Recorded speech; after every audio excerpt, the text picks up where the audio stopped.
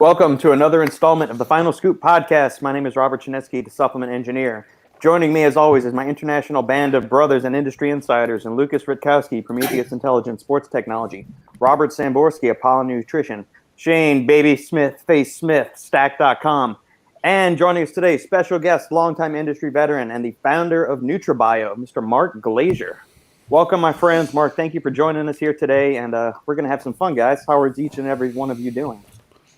Hey, thank you guys for inviting me. I've watched a bunch of your episodes and humbled to be in with some of the other people that you've had on here. And it's really cool watching a whole bunch of people that know what they're talking about and the different point of view. So thanks a lot. I'm humbled to be here. Outstanding. Thank you for joining us again. And for all the listeners tuning in on the live stream, any comments, questions, queries, quips, smart aleck remarks you have for us, feel free to post them up in the comments section. We will get to each and everything, especially if you have questions concerning for Mark or anything about the history of NutraBio, what's to come, anything like that, what kind of other niceties and other things that you have for us, and we'll get off to the races. So keep them coming. And if you like what we're doing here, make sure to like, comment, share, and subscribe to the channel. And if you listen to us on any podcast listening platform, leave us a 5-star review, as that helps us climb up in the almighty algorithm that dictates anything and everything that we're exposed to these days. So, Mark, how was 2020 for the brand? And, we'll start there, and then we'll kind of progress as whatever kind of questions roll in from the panel or the viewers. It's doing terrific for us right now. Growth is amazing. We just opened a new facility. We put in a 30,000 square foot distribution center about 3 miles from here. So we've taken all distribution out of our main headquarter facility. So we have, I think, 57,000 square foot here, plus 30 over there. So it's been hectic because building out permits and all that stuff. And prior to getting that facility, we had no space here at all. I mean, our production actually dropped to, I think the lowest was 47% production because we were so overstuffed. We couldn't get the ingredients in. We couldn't warehouse the ingredients. There was no place to walk. So we were in kind of dire need. So now I think we're pretty much back. We'll finish building out of this facility over the next couple months, but it's pretty much usable at this point. So we're just trudging along like we always have been. With 2020, and since y'all manufacture your own products, what, I guess, unique challenges did y'all experience from the production and supply chain issues that other brands may not, since they, a lot of other brands on the market typically don't manufacture their own stuff? Well, in 2020, there wasn't such an issue with the supply chain. The issue was with if you were in producing immune products and you're looking for vitamin C and zinc and all those particular ingredients that were needed to do an immune product. As far as proteins and everything else, they were widely available because nobody was producing. Production went down, sales went down and all that. And sales went up, went 50-fold, 100-fold in just plain vitamin C or combinations of minerals and selenium and zinc and acetylcysteine. All those things kind of disappeared. Anything to do with immunity. Even general health products, a lot disappeared. Like there were points where we were going to launch a greens product, but we couldn't get the majority of the greens in because companies were just doing anything they could that had anything to do with immunity. But the real challenge wasn't 2020 for supply chain. It's now 2021. It's a fucking disaster. The entire industry is upside down. You can't get bottles. You can't get glass. You can't get ingredients. We can't get corrugated sometimes. I mean, we have our boxes made. We get them in 2 days and 2 months. We have 100,000 of a certain bottle delivered on the first of every month. Now they're not coming to us for 2-3 months. 45 millimeter lids, just regular capsule lids. They were going out of the industry completely for close to 60 days. Companies are borrowing from each other and switching their caps from smooth to non-smooth and black to brown or white. It's insane, and it's getting worse every day. Like creatine mono is, for the last few weeks, has been off the market. It's doubled in price. It's gone, it's gone up about 50 to 70% in costs. The way isolate is going up, 20% or so. Now there's problems with maltodextrin, so that's going to affect amino acids. That's going to affect flavoring systems that are spray dried and use maltodextrin. And every aspect of the industry, if you speak to any brand owner right now, I'm sure Robbie, I don't know if you're seeing that yet, but I mean, it's incredible. I can't manufacture a single product without, having an issue with 1 or 2 or 3 things coming. we're trying to get stuff in from Italy. There's no containers in Italy at all. Italy's not shipping. They have no containers. There's no containers anywhere right now. They're all sitting in ships and ports outside of LA and places like that, because here in the US we're not taking those containers. There's people that in these where they're taking the containers off that are just have COVID and they're not there. There's not enough people. The containers, there's 47 containers, barges sitting off of the coast over there, and there's hundreds all over our country. There's not enough containers for China to even ship here anymore. The metal fucking box, forget the ingredients. It's all sitting in metal boxes offshore, or you can't get those containers even to go back and forth anymore. So there's all these intricate problems that are out there that are affecting the. I'm guessing it's not us. It's every industry out there. Yeah.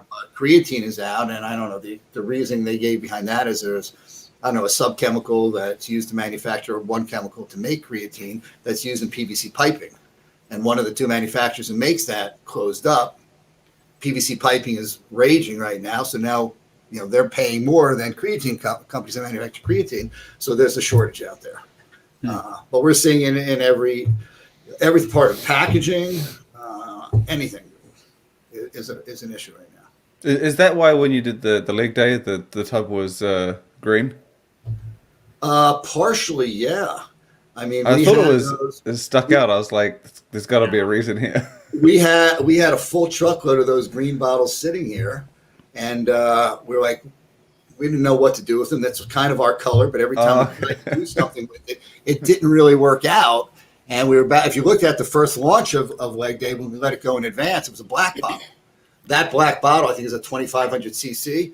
We can't get it. I mean, it's a 2-month lead time. We buy truckloads and truckloads at a time of those things, So now we use that bottle in 5 or 6 different products, and we've got to ration them out. So, hold on, this is kind of a funky product. Leg Day, the name kind of cool. The logo we did is cool. Let's try that on the green bottle. And at first, it sucked. It looked horrible because we're using NutraBio green. But then we played around with it, and we got the color to match the bottle. And I still didn't like it until actually the powder was in it. So here it is. When it was clear, it didn't look good. But once you put the powder in it and kind of covered it, then the green stood out and matched the bottle. So now we're making that bottle. Everybody loved it. And yeah, exactly what you said. It was put in that bottle because we bought that bottle for a special edition of something and never used it. And because of a shortage, we fit it in. And now I think Aspari did the same. They went from blue, and their latest two are in white. The Saison Get Swole and Super Pump. They both come in white tubs instead of their blue. Yeah, I mean, I just heard from John Meadows and I wouldn't say this, but he posted it online in a message to me that he's got a 20-week turnaround for products from his manufacturer. 20 weeks, fucking almost a half Holy a shit. year. Yeah. Yeah, but you see, I feel like 20 weeks is what, because anyone who ever tells me that, we're launching in 12 weeks, that's when the manufacturer, then they'll come back, and usually that 12 weeks is 12 to 16. So so if they're quoting, I imagine what's it going to be, right? I imagine this 20 is 20 to 24 or something. Yeah. It's just it's nuts out there. You'll hear everybody talk about it.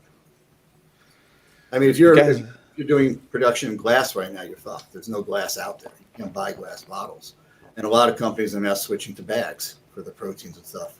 I was about to ask that, because I know My Protein does all of its stuff in bags pretty much. Anyway, I was just curious if that would be easier. It's not easier because we have a lot of customers that don't like it. We have a lot of stores that don't want it. So it's, we've looked at doing it in the past. It's cheaper to do because you're talking about one bag that's very inexpensive compared to a bottle, a lid, and the production to put it all together, and an inner and an outer seal. So it's much cheaper to do. But we just found our customer base doesn't want it. I mean, certain parts of the country they do. Like if you have customers in New York City, that's all they want because, they have one little closet. You have two 2-pounders in there. It takes up the whole closet. But as you have put bags in there, they can crush them all in. Huh. But for our customer base, they just never wanted it. Huh. I was gonna say, if I was Meadows, I'd go find another manufacturer real quick. I mean, somebody's got to be able to run product in shorter than 20 weeks. I mean, that seems absurd. It's not that they're just backed up. It's that you can't get bottles, you can't get ingredients, you can't get caps. And when one thing comes in, another thing is not there. So I said we we're at the highest sales we've ever done. Our production was at 47% of our capacity, and that's not with a second shift. That's of our first shift. We were down to 47% capacity because we were bringing in so much stuff because of the shortage. But then again, we didn't have ingredients that we needed. We didn't have bottles that we needed. We didn't have, just not getting a corrugated box in. How do you do it? It comes off the line. You've got to put it in a box that's made for that exact same size. Otherwise, when you stack it up and try and ship it overseas, it all crushes because the box doesn't, hold up the product. The bottle inside of it is what holds up and keeps the integrity of the box. So now we're manufacturing. We can't put it anywhere. Can't box it. It's just crazy. But luckily I am the manufacturer, so we can play a lot of games. We can rob from here to play here. So what we've done is like clusterdextrin. No clusterdextrin out there right now. I've probably had 20 calls from friends of mine who contract asking if I had it, and I've called everybody else to see if they've had it. So it's very, very difficult. Hopefully mid-month in March, it's coming back in. So what we had to do is either not have a product out there, or we're producing 2 weeks worth of a product so that we can do 6 different products. It costs me a shitload of money. I'm not going to make any money producing a 2-week, 3-week, capacity of a product because the cost is so high, but at least I get that out to my customer. I don't lose my customer. And then I do, I have super carb. I have a bunch of products that have that in it. Yeah, I was going to say you have a few that... Pretty extreme. I usually make 10,000 bottles of each flavor. I'm making like 500 or 1,000 just so I can get it out for the week and then do it. So... How does that work? I mean, you don't have to get into specifics about costs and whatnot, but like, how does that from, I guess, an efficiency standpoint, and obviously it's very inefficient, but like from is like a man hours thing, is that affecting like what rates you're having to pay or turnaround times or any of those kind of things? Something like the listeners and consumers wouldn't understand or maybe not know about. It's all of that. You're in a GMP facility. As most of these contract manufacturers are GMP, they got to follow rules. So we have to test the product. It costs the same amount for me to test a batch of 500 as it does to test 50,000 or 10,000, whatever. And if you're doing a pre-workout, that could be $2,000-$3,000 to test, like pre-extreme. So now if you're instead of doing a lot of 10,000, you're going to do a lot of 500, 1,000, 1,000, and you're 2,000 times 5 or 10 more. That's money. But each time you go into a production room, you've got to clean that entire room down. That's a half a day. You've got to do testing on the room. You've got to do testing for not heavy metals, for microbial in that room. You got to test for allergens in that room. So they go around to do that stuff. You got to clean the entire room out. You've got all types of documentation. So to create a product, you have a manufacturing document that looks like this. That's 10 pages long, and that each page encompasses one particular section of manufacturing, weighing, blending, milling, packaging, encapsulation. Now you got to do all that, multiple times. It's very, very expensive. Very expensive. Interesting. But for me, it's about the customer. I'd rather give the product, lose money. Like we didn't increase, we just paid double the price for our creatine because we'll only bring in creatine from one manufacturer, but I didn't increase the price to my customer on any of this stuff. We're trying to just let it go through. Oh, you touched on launching leg day a few minutes ago. Subs on deck. Did you when you first did this? So the thought process wasn't. You walked me through this in some of our offline discussions. Is that you wanted to do something that's going to fuel you through some of your toughest workouts. So Subs on Deck is asking, are you going to release a chest day supplement? So is there the thought process that you're going to kind of build this whole out, and so like you'll have. Everybody knows Monday's International Chest Day, so you're going to come out with like a chest day, like a super badass like pump pre-workout and call it chest day, and then maybe like an arm day thing or something. Like, are we going to kind of build it out into an entire line, or is this kind of like a fun one-off? The story behind this, it's kind of funny. I was sitting in my house on Saturday. Saturday's my big Saturday and Sunday. I have time. It's my really hard workout, so I always make my own pre-workouts and intras. I'll start with Intra Blast or my pre-workout, and I'll mix 3 or 4 other ingredients depending on how I am. Maybe throw more caffeine in it, Yohimbe, clusterdextrin, or whatever I want to do. So a lot of times I'll videotape this because our customer base loves to watch the behind-the-scenes stuff, especially if I'm mixing something up. Rob, you probably have the same thing. Before your workout, people love to see what you put in your body. It's not always going to be the same intro. You probably put stuff into it. People don't want to see what I put in my body. I've got like 5 bottles of tequila behind me, so it's not going to be worse than me. So I was about to videotape it. I said, fuck that. I'm not going to videotape it. I'm going to make this product. I was doing my intra, and I start with intra blast. I put it in, and I put clustered extra in there, and sometimes I'll put ribose in there. Sometimes I'll put a little bit of caffeine dimalates to let it out over time. And I said, you know what? This is my hardcore leg day workout. I'm gonna make this. So I went to the gym with it. I used it for like the whole 2 hours in the gym. I'm trying to come up with a creative name, and I can't. I came up with a name that was kind of cool for it, and I just wasn't happy. And I get back from the gym, and I'm racking my brains like, there's got to be a name for this. It's got to be a cool name. It's kind of a fun product for an intra that's there for a really hardcore workout. I mean, I already make a clustered extra on its own and make an intra on its own. So it's just kind of putting things together. So I have 3 shaker cups right in front of me that I made earlier with this combination for leg day. And on each of one of them was a little sticker, a Post-it, pink, that said leg day on it. So I'm literally staring right at him. I'm like, come on, I got to get a name. I need a name. And I'm like, oh, fuck, leg day. Great name. I thought it was a great name because automatically you think of leg day, you think of your hardest workout. There's a million memes out there about training hard and stuff like that. And I thought it kind of was perfect for it. But then I like all of us who try and name stuff, and Robbie, I'm sure you do this, get automatically depressed because it's fucking impossible to get a name that hasn't been used that either isn't trademarked already or somebody's used it and you don't want to use it again. So I went to USPTO right on my computer. It wasn't there. Then I do what I normally do. I do a Google search and I go to images and I go down page after page to see if somebody's used it that didn't trademark it. And I couldn't find the use anywhere at all. I'm like, holy shit. So I called my attorney at home and I said, grab this. And that was the process for this product. So to say that I have some kind of major some plan here or strategy, no. It just came from sitting there one day and say, fuck, this is a good product that I should make. Yeah. Mark, I have a question, but the name itself, a lot of people, including myself and a couple of people that I know, were thinking that the name suggested a pre-workout. Now, did you suspect that, and how do you feel about that? Yeah, when we first came out and we sent some pictures out, everybody figured pre-workout. And that's kind of ended up being kind of cool because nobody knew what it really was. If it was a pre-workout, it was sold a lot more of it, but it wasn't. It was just an intra workout.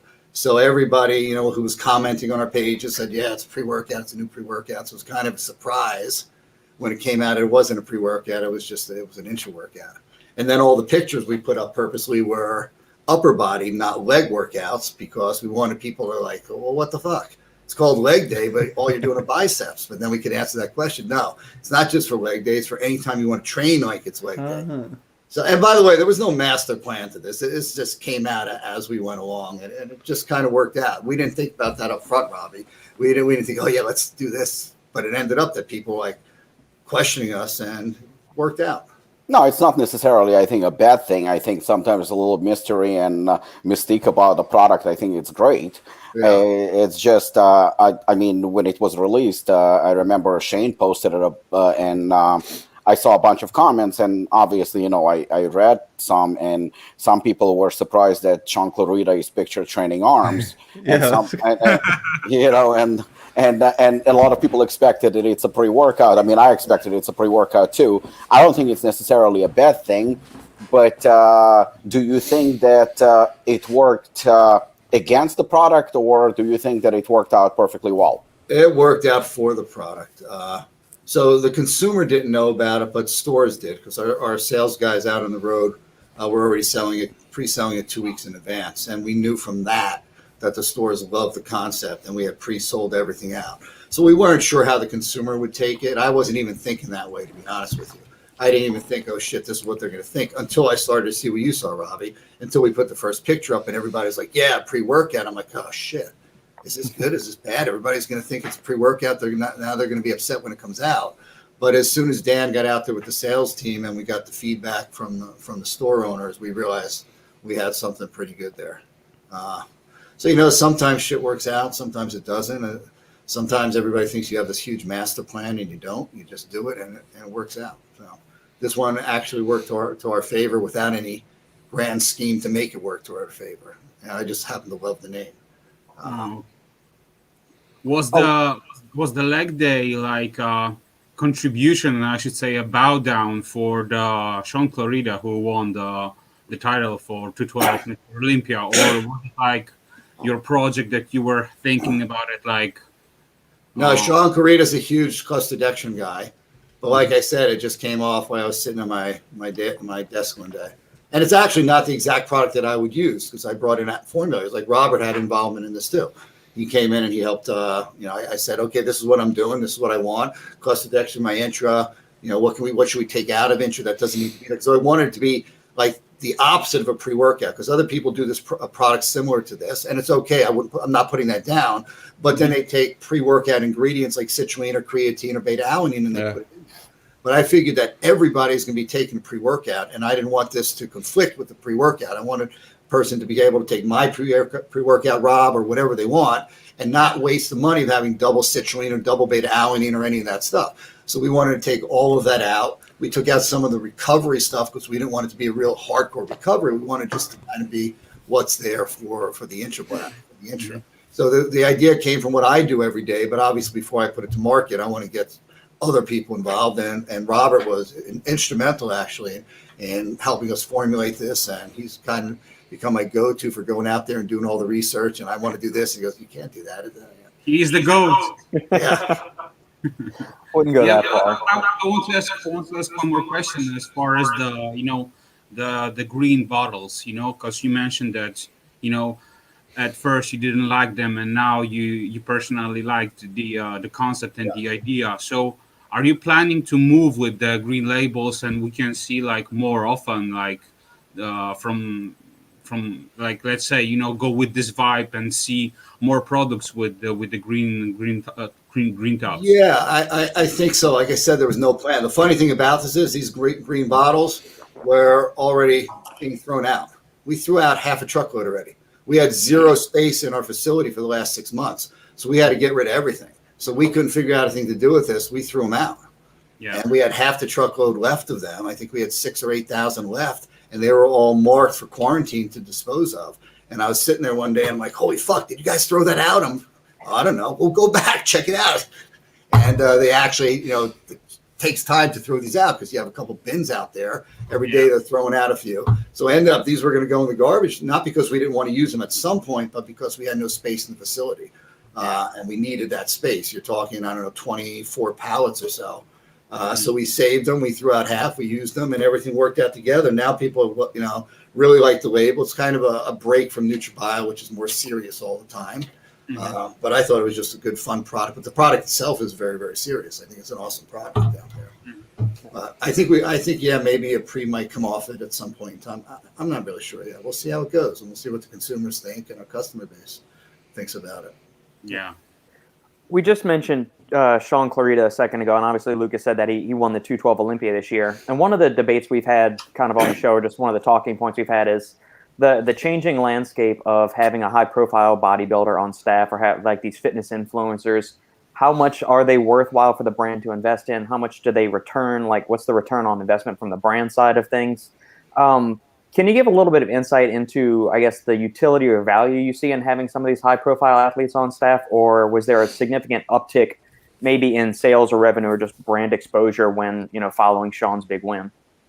No, because Sean is a bodybuilder. We're not a heavy, hardcore bodybuilding line. Sean would have been better with Robbie's brand because it's more in that direction. And we don't really do a lot of high-profile athletes. And I tried it a couple of years ago, which was against what I do. And we hired some outside people that weren't our athletes, and we brought them in. And I was at the Olympia, and 3 of my friends who were brand owners came over and said, "What are you doing, man? Who are these?" They knew who they were. Why were they with your company? It's not you. It's not who you are. So I actually got rid of them, and I apologized publicly to them and to my team who brought them on, saying, it was a great idea. These people are phenomenal. It's not that they're not phenomenal, but it's just not who we were. Sean Clarita was a little different because Sean's been trying to get on our team for many, many years now. Good friends with Dan. He's been using our product since high school. So he's literally been using our product the entire way through, and you can hear some of his stories saying that. He wanted to come work for the company, so he's always, talking to us about it.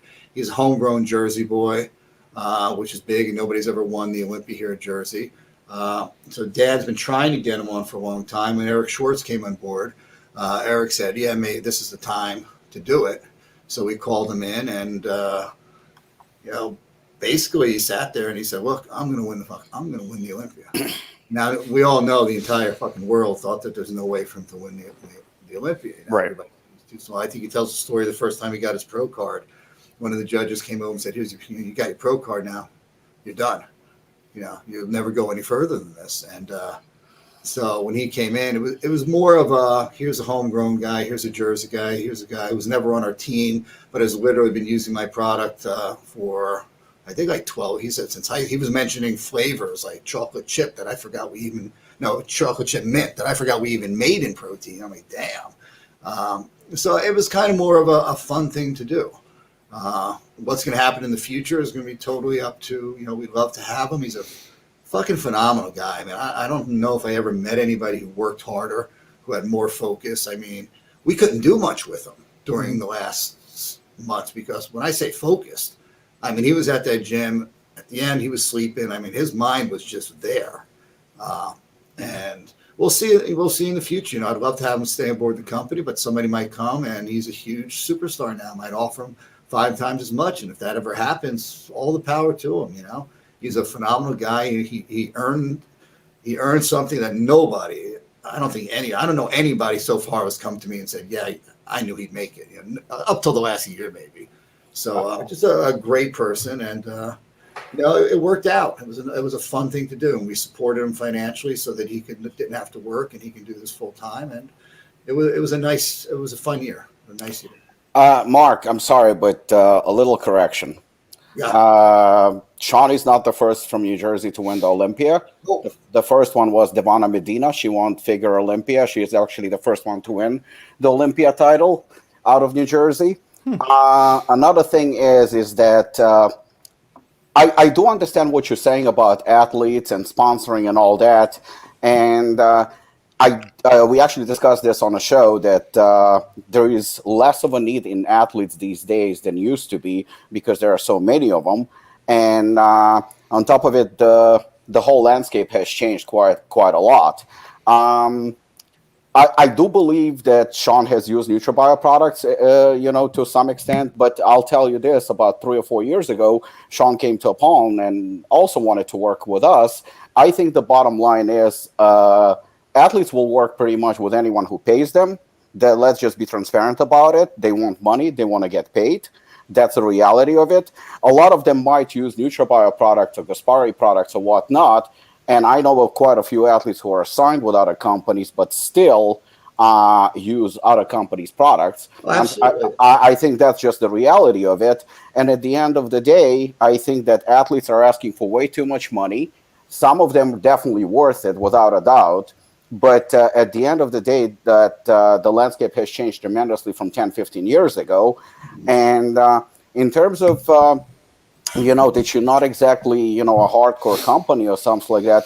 I mean, your products are transparent. And, I always praise you for transparency and for the fact that you do have very good products and among the best on the market, without a doubt.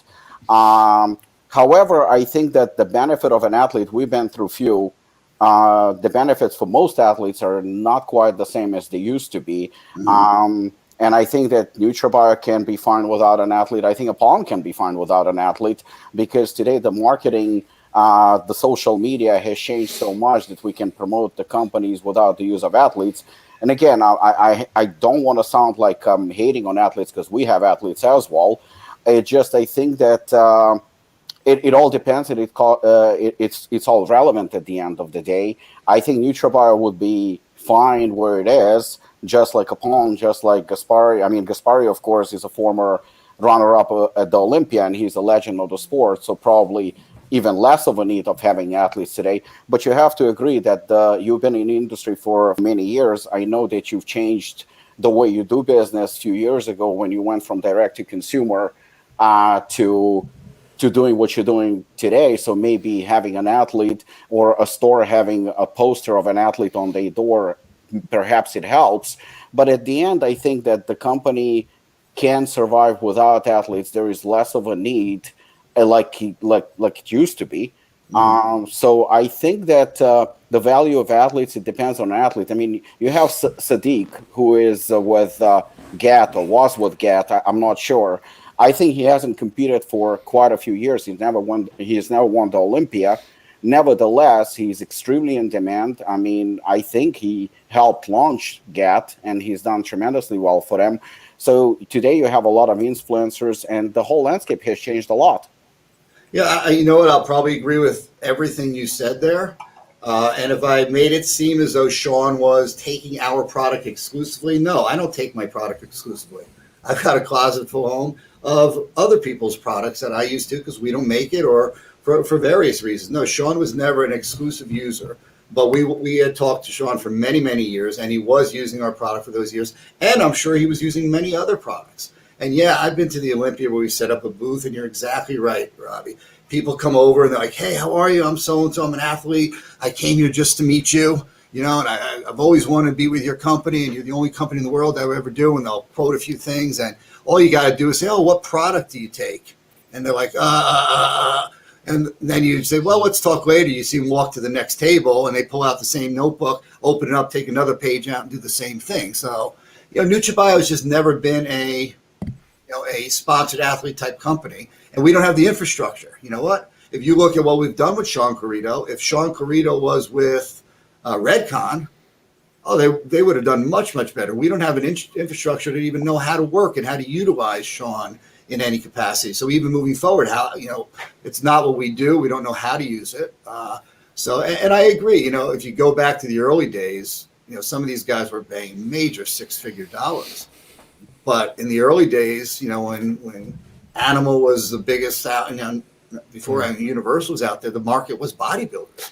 But the market of bodybuilders is still probably just as big now, but it's gone huge. Now everybody takes supplements. 20 years ago, not everybody took supplements. Yeah, they might have taken vitamins, but they weren't taking protein powders. Hardcore bodybuilders, hardcore gym guys were taking that stuff. Nobody else. Now it's everybody. Women go for a walk in the morning. They take a pre-workout just to get them going. One of the things I really respect with Ghost is that he's kind of made a lot of I love his products. He's made these pre-workouts and stuff approachable to a whole new group of people, as opposed to people. Some of us companies are maybe a little too hardcore. We scare them. Like I know we scare people away because we talk too much about ingredients and stuff like that, and people don't give a shit about it. But companies like that make a good product and make a product that's going to work and help somebody, and they're making it approachable, and it's making it bigger and bigger to market for us. So a lot of people, they give me shit because I'm friends with a lot of my competitors. Like if I see a product out there come out, just introduced, and I like it, and I just happen to see it, I'll comment on it, and people are like, "Why do you do that? They're your competitor." And I've never really seen it that way. Yes, I guess you're a competitor in some way, but I see our market share here, and our market share should be so much bigger. Robbie can't hurt me. I can't hurt him. When I say he's not my competitor, that's not a put down. Oh, my product's better than his. It's no, we can't really hurt each other. Marketplace is so good. If we're talking good about each other and helping each other, we're expanding the market. If we all talk bad about each other, it's one of my pet peeves in this industry is everybody's always bitching at other companies, and their salespeople are putting them down. And the more you talk bad about somebody in the industry, the more you put the people down, then the more what you're doing is you're making that industry smaller instead of bigger. And I think in this industry, we need more companies working together, complementing each other. And I know, and Robbie, both of us know there's companies that are just total shit out there. The products are horrible, maybe not purposely, maybe they're not crooks, maybe they just don't know what they're doing.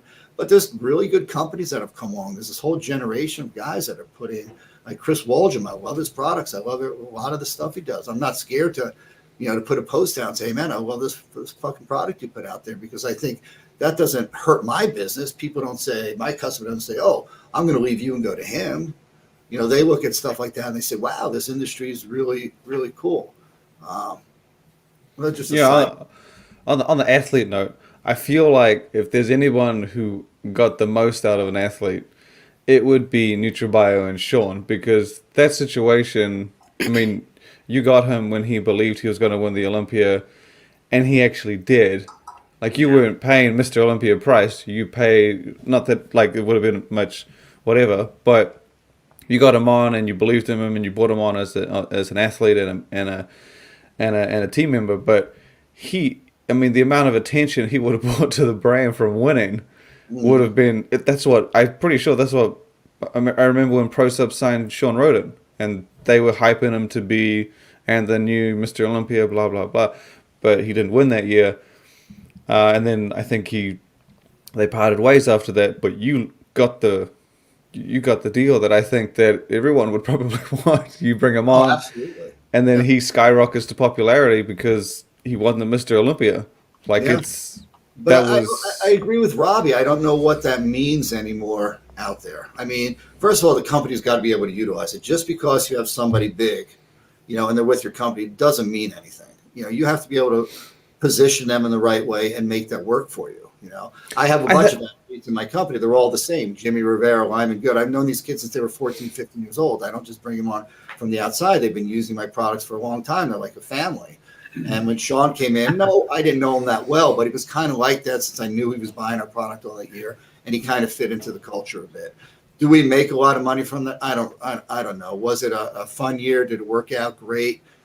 Yeah, it did. He's a great guy. He added to our company without a doubt. Picked up market share probably that we weren't getting with that hardcore. I definitely think you wouldn't need to be doing a specific YouTube video or anything like this. I mean, it would have been as simple as, because you see it like with the UFC when someone has their debut, then their Instagram following like skyrockets, or if someone wins, they gain like thousands overnight. I imagine that would have been similar with Sean. He would have won. Yeah, he would have. I mean, and then they would have. Yeah, they could have just seen on his Instagram. He's posted about NutraBio several times, so it would be as simple as that. And I would think you got a lot out of it because of that. Oh, yeah, absolutely. Sean was great the last year. Terrific guy. We got a lot out of it. So yeah, nothing. I'm happy we did it. It worked out. But if he did not win the Olympia, I would have been happy also, because we did it for other reasons. We did it because he was a Jersey guy, and he wanted some help with it, and so either way, it was a fun year. Got a question. This is something I always wonder, and it's a common thing that it's something consumers probably deal with too. Brooke saying, I agree with Robbie in part that she is skeptical of influencers and sponsored athletes because they're always promoting somebody's product, but then 6 months or a year later, they're with another brand and they're saying, "Oh, I love this brand," and all that. So I'm not saying this in reference to Sean. I'm saying this just into like the macrocosm that is the influencing and sponsored athlete community. Yeah, you know what? I've never been big into that influencer market because I always saw it as, if my company was growing from one or two people, what happens when one of those two people leave? Do they just leapfrog me forward and then they're gone and I am where I am? Or when they leave and go to somebody else, do I drop back down? So I've always preferred organic growth. That doesn't mean that back when influencers were big, it was the wrong thing or right thing to do, or now it's just kind of the way that we've always done it. We haven't been into that. I mean, we've tried here and there and dabbled, but unless you really understand what you're doing and you're going into full-time, like any type of marketing or advertising strategy, you can't throw a few dollars here and a few dollars here and a few dollars there. It all goes 100% to waste. You got to really dig in, get in the trenches. And if you want to use influence marketers, you got to really make that part of the culture of your company. Whether it works anymore, I personally don't think it works like it used to.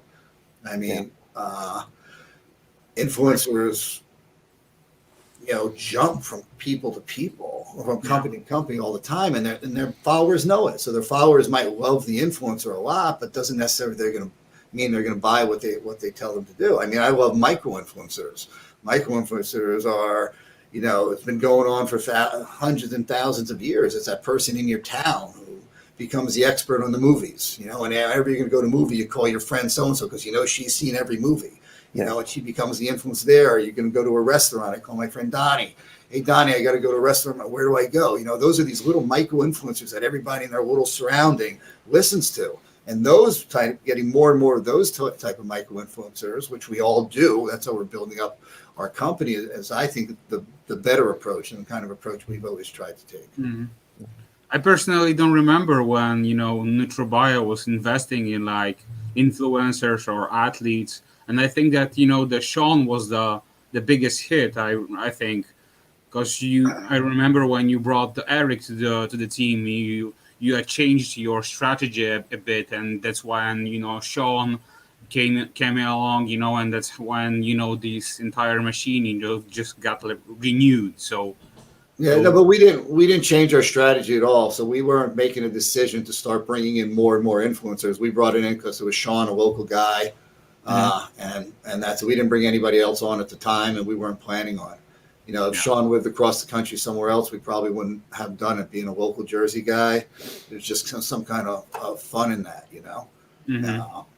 Yeah, I think that this is 100% accurate, because the thing is that a couple of years ago I was at the local show in New Jersey, and a former Mr. Olympia, I won't say who he is, but he was signing autographs and he was posing for pictures. He was signed with a major brand, and then at the time at least, and he was signing pictures and taking photos. And somebody asked him about the brand he was representing. I don't remember what the question was, but the thing is that I was standing right next to him when he cracked a smile and he said, "I don't take that shit." This is a man who was getting paid shitload of money, basically saying it. I mean, of course, stuff like that spreads immediately, right? And and then I think I told you that we were considering signing David Henry, who I'm a huge fan. I think one of the best physiques I've ever seen. And when we talked to him, number one, he didn't know who we were, which is fine. It was a couple of years ago, maybe 3-4 years ago. It's a smaller company. We were introduced by, I think, Guy Cisternino, if I'm not mistaken. We gave him a call. The first question that he asked, the very first question, how much? That was the first. He was not interested in a product. And I remember saying to him that, we'll send you a product so you can test it out, so you can see for yourself. And actually on the same call with me was Alina. Mark is very familiar with Alina, and so is Robert, of course. And she hated his attitude immediately. She didn't like his attitude. And, he said that he wants X amount of money. And I remember saying to him, let's discuss this, And I asked him a very valid question. I'm sure as a brand owner, what are you willing to do to promote the brand? What will you do? And, basic stuff. I mean, it's an interview, so to speak. And he basically, in so many words, said that, just having me on board is good enough. Yeah. And I said, well, what are you willing to do? Privilege. Well, he goes to me, well, you having a Mr. Olympia on your roster should be more than enough. At that point, the conversation was obviously over. Right. But the thing is that I think that in a day of social media, in influencers, not necessarily, that have millions of followers, but those who are, word of mouth definitely spreads, and it spreads like wildfire. If you have a good product, if you have an honest product, if you can educate your consumer about your product, why your product is different from another product, and so on and so on and so on, you can build quite a bit. Again, I keep repeating myself. There is definitely room for a sponsored athlete. Unfortunately, not many sponsored athletes understand what it takes to promote the brand, what it means to be with a brand. And as soon as their contract is over, whether the company lets them go or they leave for whatever reason, they sign up with another brand and say, well, this is the best brand I've ever used. Yeah, so they talk shit about you along the way too. Yeah, and it keep repeats himself. So then you see somebody who for the past 5 years been with, say, 3 companies on average, and if you look at his posts, he essentially says exactly the same thing because he does it for a paycheck. Yeah, exactly. Yeah, it's got. Again, I'm not the expert in this by far because we don't really do it. But if I were looking for somebody to be an influencer, it's got to be a 50-50 relationship. It's what can I do for them and what can they do for me. And a good influencer wants to know that, because if he's smart, he doesn't want to go with a company that's going to dump and ruin his name. He should be interviewing me the same way. Might make a product and the product gets recalled, and that's his name going down the drain. And I think out of the hundreds of people that ever came to me, which we never use, but they always come, not a single one has ever asked me that. They couldn't give a shit. But the real asset to them is their name and their reputation, but they'll put their name and anything onto that reputation. Mm-hmm. Yeah. Yeah. I just, Robbie, I agree with you 100% on this. Yeah. Pete's saying I'm more influenced by being able to talk to the owners and communicate with them about their products. And that's pretty much what we're saying is that's what one of the reasons like I like doing these podcasts and having like we get the creators of the brand, the people that are actually, putting their feet on the ground and making it done, not the people getting paid $5, $10, $15,000 just to say, I like these EAAs. These are what I always recommend. I mean, it's give me some substance here, not the fluff and frills of social media. Rob, you probably have people like I do. I have this girl, Naima. She's been with me many, many years. She doesn't get paid for my company or anything. She's a personal trainer, martial artist. Every day she's talking about my product and promoting my product. I'd rather have 1,000 of those people that truly love the product, live by the product, and tell people legitimately and sincerely about the product, authentically, than have one guy who has 1,000 times, the following of her, and it's totally unauthentic. And you probably have hundreds of people like that totally love your product. And they're worth, to me, so much more than a paid person. And they're more micro-influencers, obviously. They maybe have 500, 1,000, 2,000, maybe 100. But the people that listen to them, there's an authenticity to that. And that's value to me. Agreed. And for any of the listeners tuning in on the live stream, like Pete and Brooke are commenting, I can see there's a lot more tuning into this. So if it's sometimes YouTube gets glitchy to where if you're posting a comment, sometimes we're not seeing it populate on the side here. So any questions you have for Mark or the rest of our panel, feel free to fire away and we will answer anything and everything you guys have here. Mark, we've kind of touched on this and you said, your audience isn't strictly the hardcore bodybuilders. Who in your mind is the ideal NutraBio consumer, and has it evolved over the years? Because the company's approaching being around for 25 years now. So has your initial consumer, what you've envisioned for the initial consumer, evolved in that time, or is it still pretty much the same as when you started on day one? Yeah, our consumer is a little older. It's more in that 30-year to 45-year-old range. That's big chunk of it. It's been that way since the beginning. It expands as I get older. I'm not older. That was sweet, Shane. That was sweet. I'm just getting younger. Thank you. What's that? Physically, I am getting younger, man. It's getting hard to do it every single day, though. You guys don't want to know how old I am. So, See that face? No wrinkles. I think I saw something with Robbie the other day, one of his videos doing some kicking or something, and he finishes it by saying, not bad for an old guy. I'm like, fuck you, man. You're young, dude. I hear these guys that are 35 years old saying that. I'm like, what the hell is wrong with you? I was in my gym. There's a lot of these young Brazilian kids in the gym, and they work hard. They train hard. They're really into it. So I'm talking to 3 of them, right? And I ask them their age. And they're in great shape. They train hard. And after they tell me their age, I'm like, I'm older than all 3 of you combined. And they're like, no fucking way. And it was a joke at first, but then I went out of the gym. I'm like, oh, fuck, I'm older than all 3 of these kids combined. I was like totally depressed. So, Robbie, how old are you now? 46.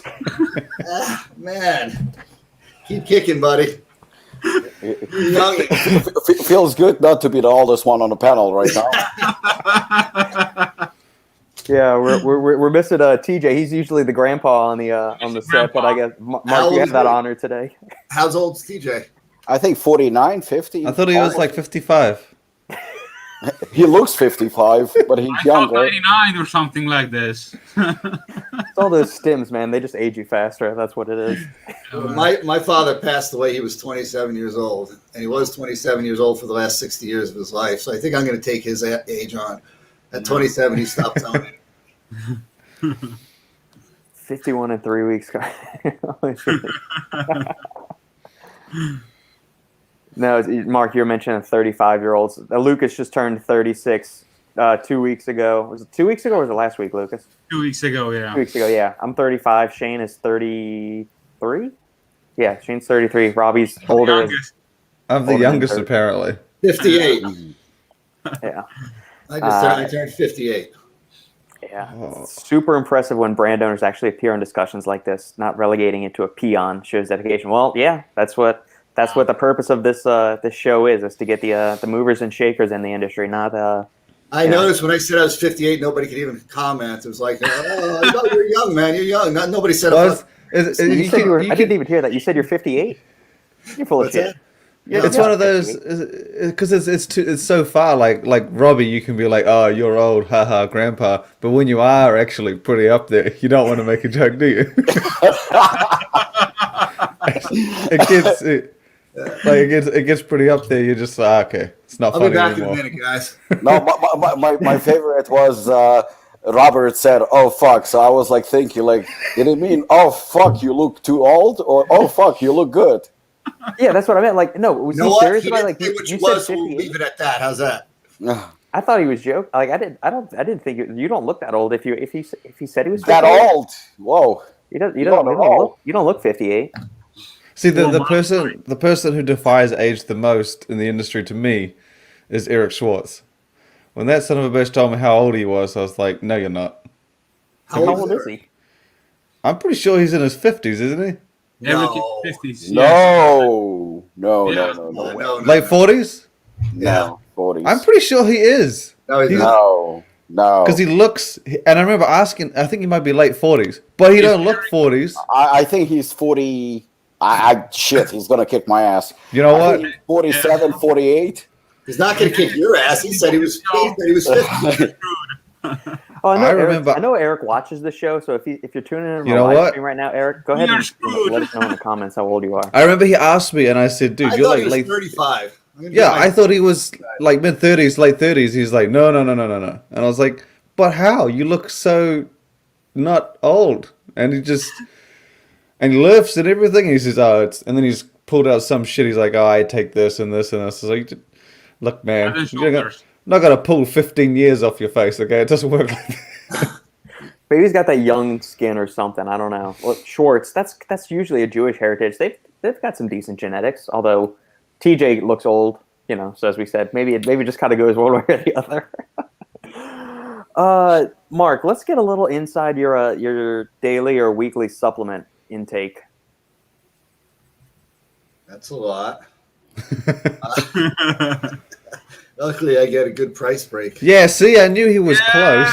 Yeah. There we go. See, I knew he was watching. Yeah. How old? 50 in April. 50 Yeah, next he's not month. there yet. He's pretty much 50. I mean, come on. Hey, you're in the doghouse, buddy. He's not complaining. He's like, oh shit, yeah, the secret's out. Yeah, but he doesn't look it. That's the thing. I would never even thought late 40s. I remember when he told me, I was like, no. Because most guys in this industry like work so hard that it's the opposite. They look like 50, but they're actually like 30s. Yeah. Yeah. Or they've You done got- too much you got my partying or age. gear, and it ages them See real how bad. old people look at my age. It's bad. I mean, our country's definitely in a lot better shape than it was years ago. But I mean, I almost can't hang out with people my age because they're not active. Their brain is gone. They think totally different than I do, and it's kind of a shame. I mean, age is not just your physical look; it's how you feel. How you feel when you wake up every day. What's in your mind? What you do. And a lot of people that I see in my age group, it's just like they're already going to retirement in their head. Me, I wake up every day and I feel like I'm 20 years old. I mean, maturity-wise, I haven't aged. I'm still the same immature person I was when I was a kid. I mean, I hide it a lot when I'm in business. I put on a nice shirt and stuff like that. But I haven't really matured, and my friends will tell you that. But I just love fucking life right now. I do. I wake up every day. I love my job. I love my work. Shit, I almost missed life. I thought I love fucking. I mean, that's all I heard.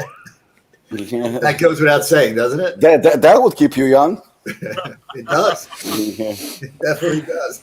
Oh my goodness! Here we go. I thought TJ wasn't here. Yes. Well, I mean, maybe it's the testosterone levels in me, but yeah, that's all I heard, and then it stopped. Well, maybe what you heard, subliminally, I was actually trying to say, and then I kind of hit it with the other part of it. So you see, I was right. That's what keeps them younger, Well, yeah, I love fucking. Yeah, absolutely. There is nothing wrong. Like Robert loves drinking. Mark loves fucking. Lukasz loves stamps. Supplements? And Shane, I don't know. Shane loves everybody.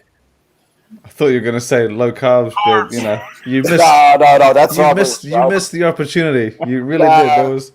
I was Listen, open target right there. I'm somebody who's been on 45 grams of carbs for the past 6 days. I should shut the fuck up. What are you dieting down for something? Well, I knew that you're gonna come on the show, and at 58, you look fucking jacked. So I thought I'd look a little bit more impressive. It took 6 days. I should have said Doesn't take long. the next 40 minutes is going to be about this. I should have said it. What's the take home from that podcast the other day? Oh, it's Glazier's an old fucking man. Anything else? No, they were talking about some other shit with influence. I don't remember. Now we got a title, man. Hey, I feel young. That's all that counts. We're gonna have somebody asking a question. Oh, there you go. Look, there was a perfect tea, Robert. You missed it. You could. There were plenty of ways to hit me. No carbs, no vegetables. Shane, you're gonna have to listen. I got a podcast coming out this Friday with a gut health expert, and we were talking about vegetables and their effects on the gut microbiome and the utility of either digestive enzymes and or greens powders. And let's just say, Listen. Is that your way of inviting Shane to the show as well? It sounds like my mom. Okay, it's all good. I was just saying, maybe we should tap the brakes collectively on green supplements and digestive enzymes as an industry. We'll leave it at that for now. No, but they make me feel good. You got that halo effect going on. Yeah. I just had, what does they say, like 5 servings of greens? Hell yeah. I'd rather do that than eat 5 servings of greens. I know it doesn't equal the same thing, but I feel like it does, and that's all that matters. Mark, we got on a couple of these tangents last week, like least favorite foods, favorite flavors, and all of that. Describe a little bit of your diet for the consumers? Are you like somebody that is an omnivore, where you enjoy lots of different foods? Do you despise vegetables and carbohydrates like Shane? Where do you fall on the spectrum? Yeah, I am a carnivore. I love steak. I could eat steak 5 nights a week. I don't anymore, but veggies are not my favorite. Yeah, I think that goes from when I grew up. My mother made me eat a veggie every single day, and it was always that. No one likes fucking vegetables. Del Monte. No one likes vegetables. You ever have Del Monte canned peas or green beans or anything? They're gross. Yeah, so I grew up on those things, and now I just, I can't eat any of that stuff. So I'll eat spinach and I'll eat asparagus. That's about as far as my greens go. But I eat healthy 90% of the time. I'm not overboard. I don't count calories. I don't count macros, but I eat very little sugar. I eat very little saturated fats or fried foods. So I'm always eating good proteins, good carbs, good complex carbs, good fats in every meal. I eat it. I eat out every meal. I haven't eaten dinner in-house in 3 years because I'm separated. And actually about 2 years ago, I whatever the fucking word is. I took an entire year of eating to show people that you can eat out at a restaurant and eat healthy. And I was ripped at the time, like I always am. And I took pictures of every meal. And when I could, I took pictures of the same meal from somebody else who was eating it and just didn't do my adjustments. Mm-hmm. And I had the whole thing ready to go out, and my fucking phone died. And it wasn't backed up. And 360, more than that, like 600 meals, because I did, breakfast when I'd be in like this restaurant that's right under where I live. And I would order something, and on my plate would be eggs and some type of potato and some avocado or something like that. And the guy next to me would have eggs, hash browns, French toast, syrup on top of the French toast, a side of toast. I'm like, holy fuck, the guy has like 6 carbs there. Then he has bacon and like 5 different fats and like this much protein. So I kind of did this really cool thing, and I lost it all. But I eat out every meal, but I always just eat good. I eat good, clean proteins. I eat good, clean carbs, and no fried foods at all. Very few desserts ever. But I'm not the kind of guy who will say no dessert. I mean, if there's good apple pie on the menu, fucking, I'm going to have that good apple pie. Yeah. So I don't hold back from anything. I just do everything in moderation. And that's what I've been doing my whole life. Do you implement lots of shakes in your diet, or try to stay with with the solid meals most of the time? Both. I've sold protein shakes and meal replacement shakes for 2 decades. I've never sold them as a replacement for food. Yeah, I've never been one of these people who says, "Oh, to lose weight, take my shake 5 times a day." I don't believe in that. I believe in eating whole foods. Yeah. Eating a great breakfast. I believe, I eat every 3.5 to 4 hours throughout the day, smaller meals with everything in it. So I'll use a shake once or twice a day to supplement when I can't get one of those meals, or if one of those meals that I go out did not have enough protein, I'll do that. But no, I don't live off off of protein shakes, and I don't recommend anybody do that. That's one of the fights I'm having with my girlfriend. She's a traveling nurse, and she eats bars all day long. I'm like, we had a 2-hour discussion on it today. She's on the floor in crisis centers 14, 15 hours a day, and she's exhausted when she gets back, obviously, but all she's doing is eating bars all day long, milk cow bars and stuff like that. I'm like, she refuses to eat any carbs. And, I've got to train her into getting up in the morning and having a breakfast and starting your metabolism right off the bat. You get a 2-minute break, at least have a breakfast, lunch, and a dinner. So now we're just going to start ordering larger meals for her that you can break out and take with her. But she literally eats eight bars a day, and that's her whole nutrition. And she thinks it works, but it doesn't work, So coming soon, NutraBio bars. Yeah. Yeah, I was gonna say, is there a NutraBio bar in the works? I had 2 bars many, many years ago. I had a muscle matrix bar. It was one of those old traditional high protein, 30-gram bars, and I had something called the Bio bar, which is more a snack bar. That was 15 or 16 grams of protein. I don't know, Mark, if you know about me or Shane, but we are like addicts when it comes to functional foods. So I wanted to ask you about, the functional food spectrum. Do you think that, your plan to expand on this category and, maybe do something in this part? Yeah, I think this year we're going to start making a play into some functional foods. I don't know if I'm going to do a bar right off the bat. It's it's something everybody's asking me for, and I've been working Bakery Barn and a few of those companies out there to see what I can do to make something that I think is a really good functional food. But to just throw out another bar that copycats everybody else is just not what I do. So yeah, we're looking into it. I don't know if it's going to be this year or not. When the time is right for it, I'll do it. When I did it last time, the technology was totally different. We were a smaller company. We'd have to have these huge minimums, 100,000 bars, and half of them would, we were a direct-to-consumer only company. So when we shipped them in the summer, they would melt in all the trucks. When we shipped them in the winter, it was old technology. All the chocolate would turn white. So we would be, it just wasn't a good business for us back then. But now with the amount of stores that we have out there, and the technology that's changed this stuff. We were packing everything in dry ice back then. It was crazy. But this year, we're looking at doing some different mixes for like pancake mixes and stuff like that, so you can eat some healthy things like that. We're looking at a bar, but I doubt it's going to be this year. So yeah, functional foods are important. And my client base is a client base that kind of eats like I do. They're not people that sit there and count their calories all day, but they pride themselves on eating healthy meals throughout the day, so they don't have to diet all the time. They're eating the right way. So it fits into our product mix pretty well. Mark, up until a few years ago, because you touched on this, up until a few years ago, NutraBio was primarily direct to consumer. Right now, it's obviously not the case. While I see the shift from many companies, actually many want to switch to being more direct to consumer, obviously for higher profits and whatnot. How do you feel about the fact that you actually changed the strategy of your business and now not just direct to consumer, but you're also selling? You have distribution, you have wholesalers, etc. And, now we see the reverse, where a lot of companies actually trying to do what you used to do years ago. Yeah, I guess we're going the opposite direction. So we were D2C. I can't even tell you. I keep saying 3 to 4 years, but so much time's passed. It's probably been like 5 to 6 years when we first got into B2B. And for the first 2 years, we didn't sell much.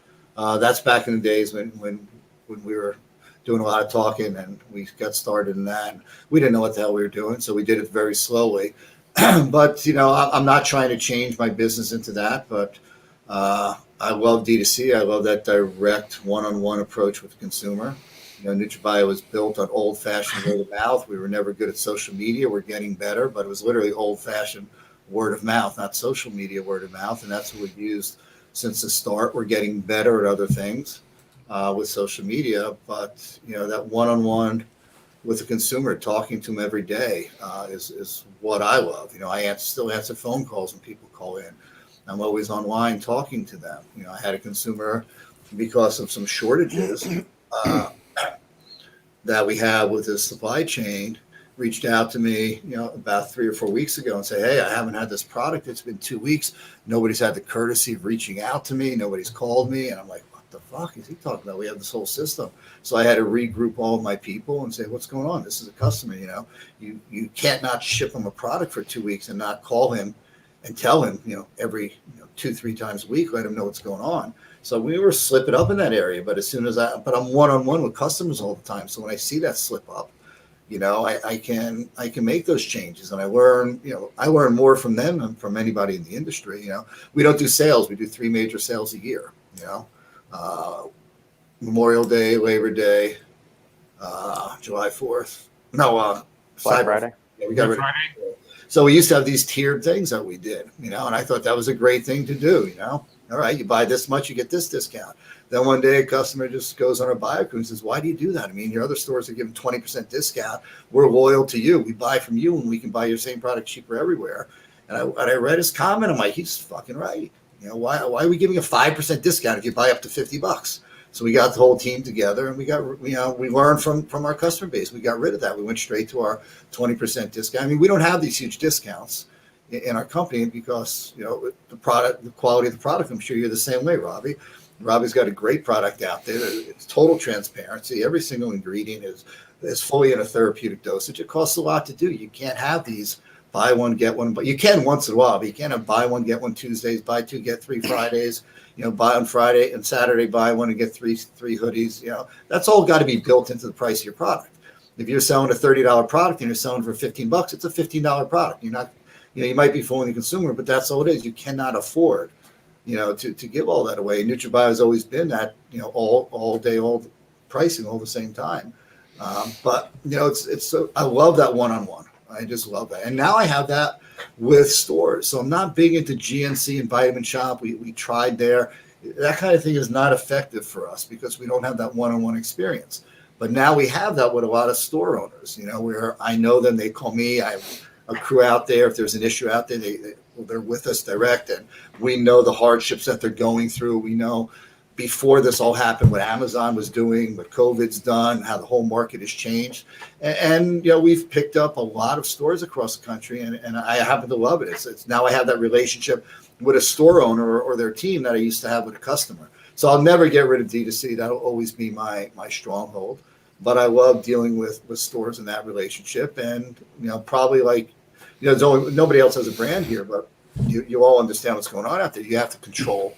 If you want to keep the quality of your product, you got to control the price. If you let it get out of hand on Amazon, where everybody's downbidding you and it's a race to zero, you can't keep the quality of your product. And people learn this, They let their product get out of control. They want to sell it to every distributor, so put it on Amazon, give it to everybody out there. And before you know it, their $40 product is selling for $38, $35, $24.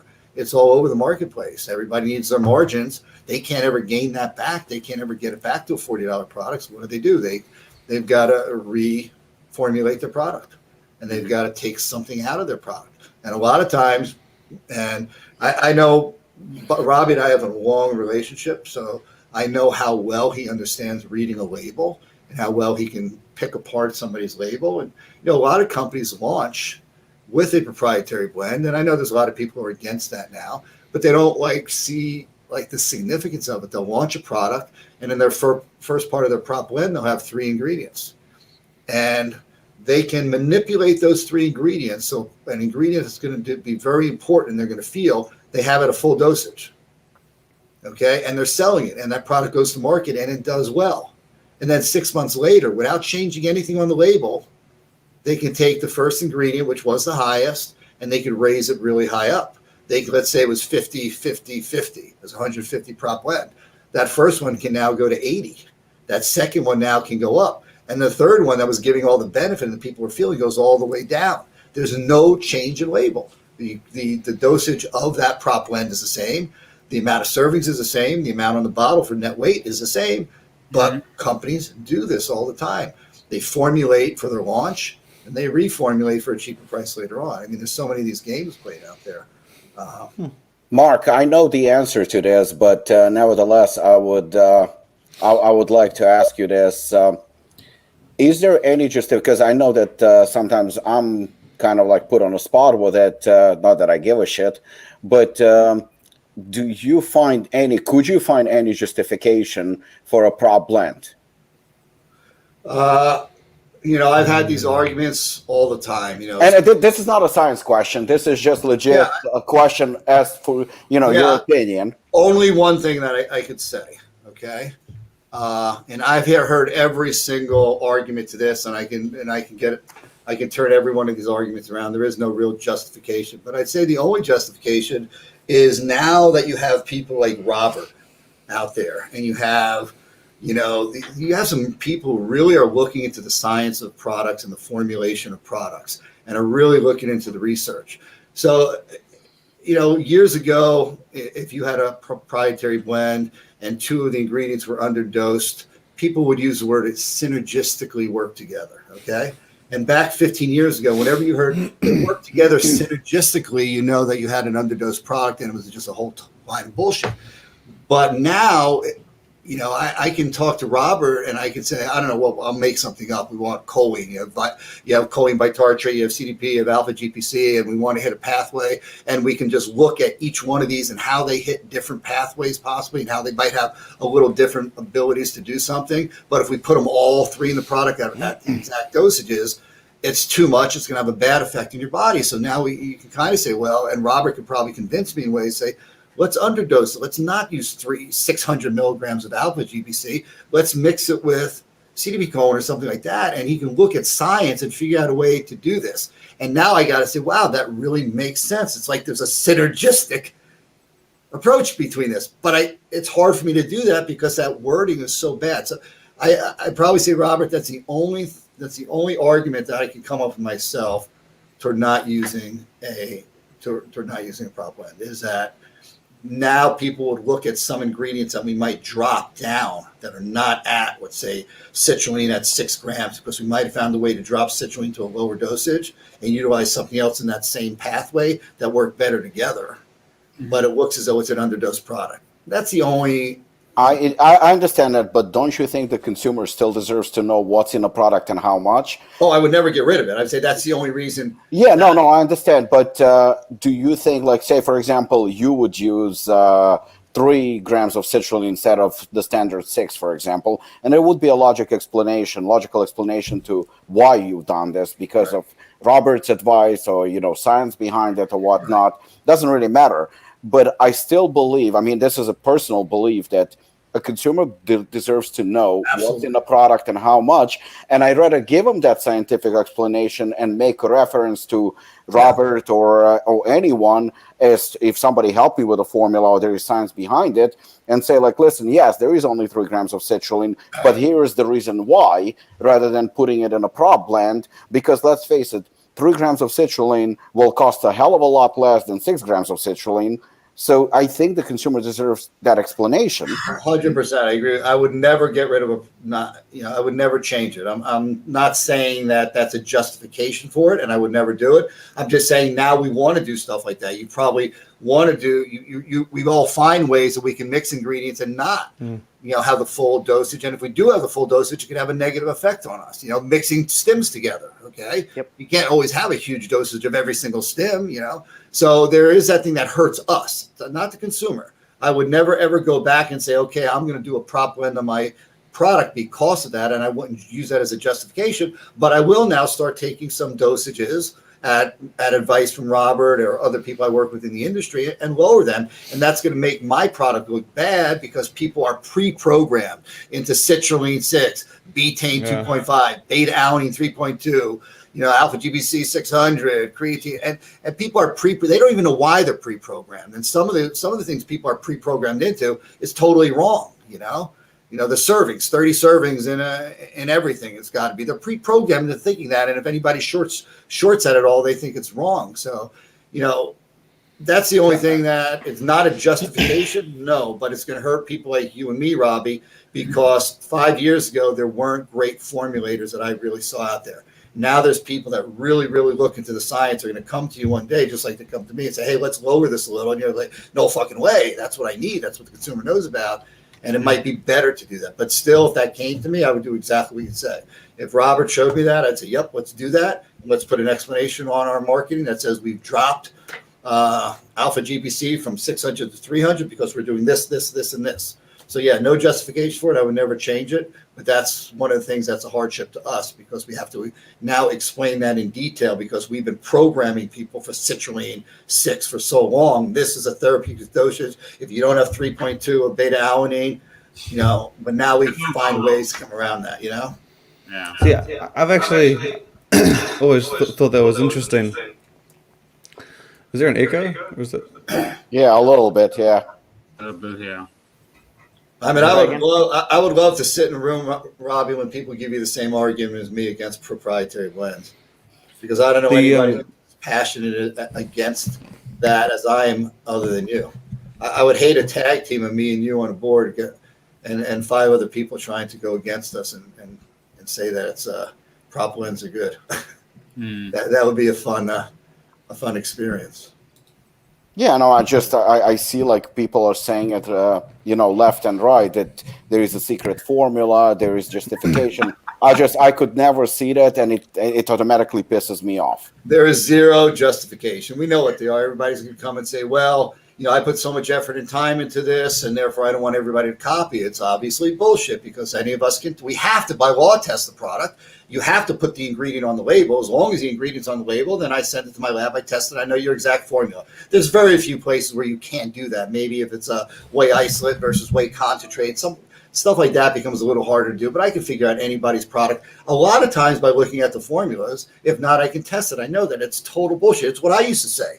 You guys know my story. I used to have prop blends back in the late 90s. I used to tell people, look, I fucking came up with this formula with my team. I'm not going to let anybody know until one day I realized it was full of bullshit. It was something that was fed to me by the formulators at a manufacturer, and I fed it to my customer, and my product had fucking nothing in it. It was bullshit. I mean, this product here is one of my original bottles. It's a total prop blend. I couldn't tell you this mix of proteins, what's in there. I couldn't tell you anything about this product. This might be the first ever protein with greens in it, okay? That much of my label, can you see that? Hold on. There you go. Is greens. It's a 0.5 milligram total. So I got like 30 green carnivorous vegetables in here. It's a 0.5 milligram per serving. It's a total lie, and I sold, I was the seller of this shit at one time, I won't ever turn back on it. And right, I think what Robbie is alluding to is there were a time where the change was made and everybody was moving toward prop blends. And now in the last year and a half or so, you have big guys in the industry who are making that turn back and are now going against us and are pushing against prop blends. And I hadn't seen that for a while, but in the last year and a half, I've been getting attacks back from people in the industry saying, no, prop blends are bad for you. And the other one is, well, every prop blend, now every pre-workout is the same. Now that everybody's doing full disclosure, every pre-workout's the same. No, it's not. They always were the fucking same. It was the same 20 ingredients in a basket, put on a label. The only difference, you didn't realize that they all had the same underdose formulas because nobody told you how underdose it was. If all these 50 companies that went to the same handful of contract manufacturers gave you the actual formulas, you all had the same fucking formulas out there, just like a lot of us do now. Are they looking more similar? Yes, because we're using 3.2 grams of beta alanine. Why are we doing that? Because the research says, is that bad for the consumer? No, it's great for the fucking consumer. Now the consumer knows that. So yeah, our products look more and more alike because if we decide to put citrulline or beta or betaine, then we all want to, if we're a legit company, we all want to use those real dosages in there. But are all these products alike? No, they're not. Every pre-workout, just because they have the same ingredients, Robbie goes toward higher caffeine in some of his. So he goes to a population of people who like that higher stem. I like the lower stem. So so even though we're using the same ingredients, we can work them differently. And there's no right or wrong to this. We can, it's the same basket of pre-workout. Let's say it's 20 ingredients, but we don't all put them all in that product, and we manipulate them around a little. Some underdose, some overdose, but even if everybody doses it properly, we are left with different products that work differently for different people out there. I don't, what other arguments are there? There's so many arguments against prop blends, but I can't justify any of them. Agreed. Mesimovic. Can I please ask a question to Rob? Do you have Polish roots just judging by your surname? Don't apologize for off-topic questions. We love off-topic questions just as much as we like on-topic stuff. So I'm not sure exactly of Robbie's. I mean, like I always say Robbie's Russian, but Robbie can probably clarify a little bit more. My last name is Schinetsky. That is Polish roots there, so I'm not sure which Rob you're referring to on this, but we're going to let both Roberts answer. So go ahead, Robbie. My stepdad's last name is Samborsky. I mean, but he was born in Ukraine, in Odessa. Ukraine is actually not that far from Poland, so we have a lot of people with Polish roots. So, I don't know of any, but very possible. I mean, Lukasz is like a brother to me. Lukasz is the I don't actual know true if official Polak. If that counts. All adopted. Shane's trigger points, yes, are carbs, vegetables, and not being informed of products being formulated. That's accurate. By the way, Shane, just so you don't worry yourself, I have looked through the camera. There's nothing here to give you any releases in advance. I mean, I can't see anything. Well, here we go. Wait, we got something from Sub on deck. Is NutraBio going to revamp its the background here? But you did mention you were doing a pancake mix, right? Well, that's something possible. No, I mean, you did say that, and you said I promise you it's not in the next 6 months, so don't worry. That's all good. That's all good. I was just listening. You said you're doing a functional series, not we're not protein going down bars. this rabbit hole where eventually you get me to give up all the information. You already did. You said a pancake mix. And I'm like, I could do so. I mean, it's a while away, but Mark, in 30 minutes, there's going to be a news story on Stack 3D that says NutraBio announces functional food line in the coming months. Oh, you don't understand it. I have seen shit about my products on his page before we release it. Like, how the hell did he get this stuff? Sometimes I don't even know. Sometimes it's always from someone. What my marketing plan is. It's always from someone. Yeah, somebody releases it. I don't know. Probably Sean Clarita texted him. Mark, do you want to touch on this question at all, or do you want to just say no comment? Yes, absolutely. The next pre will be coming out. Here we go. Within 3 months, probably. And a pump products in about the same time. So pre's been around a long time. I think we've changed it dozens of times. We've revamped it, but we've had version V1, V2, V4, V5 out there. I think we stopped just putting the numbers on there, but the full revamp is coming out very soon. But it will be the same category of pre-workout that it is now. Will be that all-in-one approach where you're getting pump, you're getting nootropic, you're getting all anabolic, you're getting everything in one. So we might do another pre besides that, but the pre will replace the existing style, what it is now, which is that all-in-one product. Will that be for all of your pre's, like how you have pre and pre-extreme, or is it just it'll be the pre and the pre stem free. The pre-extreme, I'm not sure what I'm doing yet with. Okay. But stem, I'm a big pre and stem free person, so those both products are big to me. Yeah. No, that's good. Just get in the with Shane's slyness. Have you thought about being a detective? I'd be the shittest detective. He's the supplement sleuth. I'd be the worst to just be like, any protein powder in the house? Any pre-workout? What were you fucking snorting? Pre-workout. I wasn't joking. I looked in the camera. I moved everything around behind me because I knew you were going to be searching to see what's going on. See, I remember my wife. I did notice something there that I missed. I don't know if you noticed about an hour ago. I had moved my camera around to cover something. I was at an expo. My wife, because she was like, "Oh, you go to expos? Like you go to Vegas to go to the Mr. Olympia?" I was like, "Yeah." Like this was way back, and she was like, "That sounds a little bit bullshit." And I was like, "No, for real, it's for work." And she went with me to my third one, and she was like, "I'm just gonna chill around with you." It's the sports nutrition world. There's half naked women everywhere, and I remember when I was taking pictures of the booth, and she's just like, "You're the complete opposite to what I thought." Because I would go up to booths, and I remember I have this problem so many times. I'd be like, "Oh, hey, can I get a shot of the new protein powder behind you?" And the models would always pose. I'd be like, "No. Get out the way. Need you out of the way, man. I need to get this on stack. I'm not gonna." They need to see the tub. They need to see the ingredients. And she was like watching me say, "You're an idiot, man. What's wrong with you?" I assure you that's not what she thought. No, I mean, yeah, my wife. Obviously, we know why she was just like sexy girl. She probably want to check out the sexy ladies. I was like, "Nah, bro. You got a new pre-workout? Everybody get out the fucking way. I need to see this." And then they always come up and ask questions like, "Hey, so did you take a pre-workout?" And I was like, "No." And just fastest way to get rid of them. Yeah. Yeah. Yeah, get back to Robbie's question before. Robbie, have you ever gotten the argument that you shouldn't use pre-workouts because companies will just lie about putting in the full dosage? Oh yeah. Like that's a justification not to disclose what's in your product because companies will lie about it anyway. Well, then we shouldn't even have a fucking label on the product because everybody can lie. I mean, the stuff I get back it's just insane. But, Robbie and I talked about this many, many times. I mean, the customer deserves to know exactly what's in the product. This is not, we're not selling them a pair of shoes. We're not selling them paint that goes on a bathroom wall. We're selling them a drug. And we can't say it's a drug, but food works as a drug. It affects neurotransmitters. It affects our mood. It affects our diet. It affects our performance. It affects everything about our body. Worst case scenario is not that somebody rips you off and doesn't put the ingredients in there. Worst case scenario is it fucks up some other part of your body.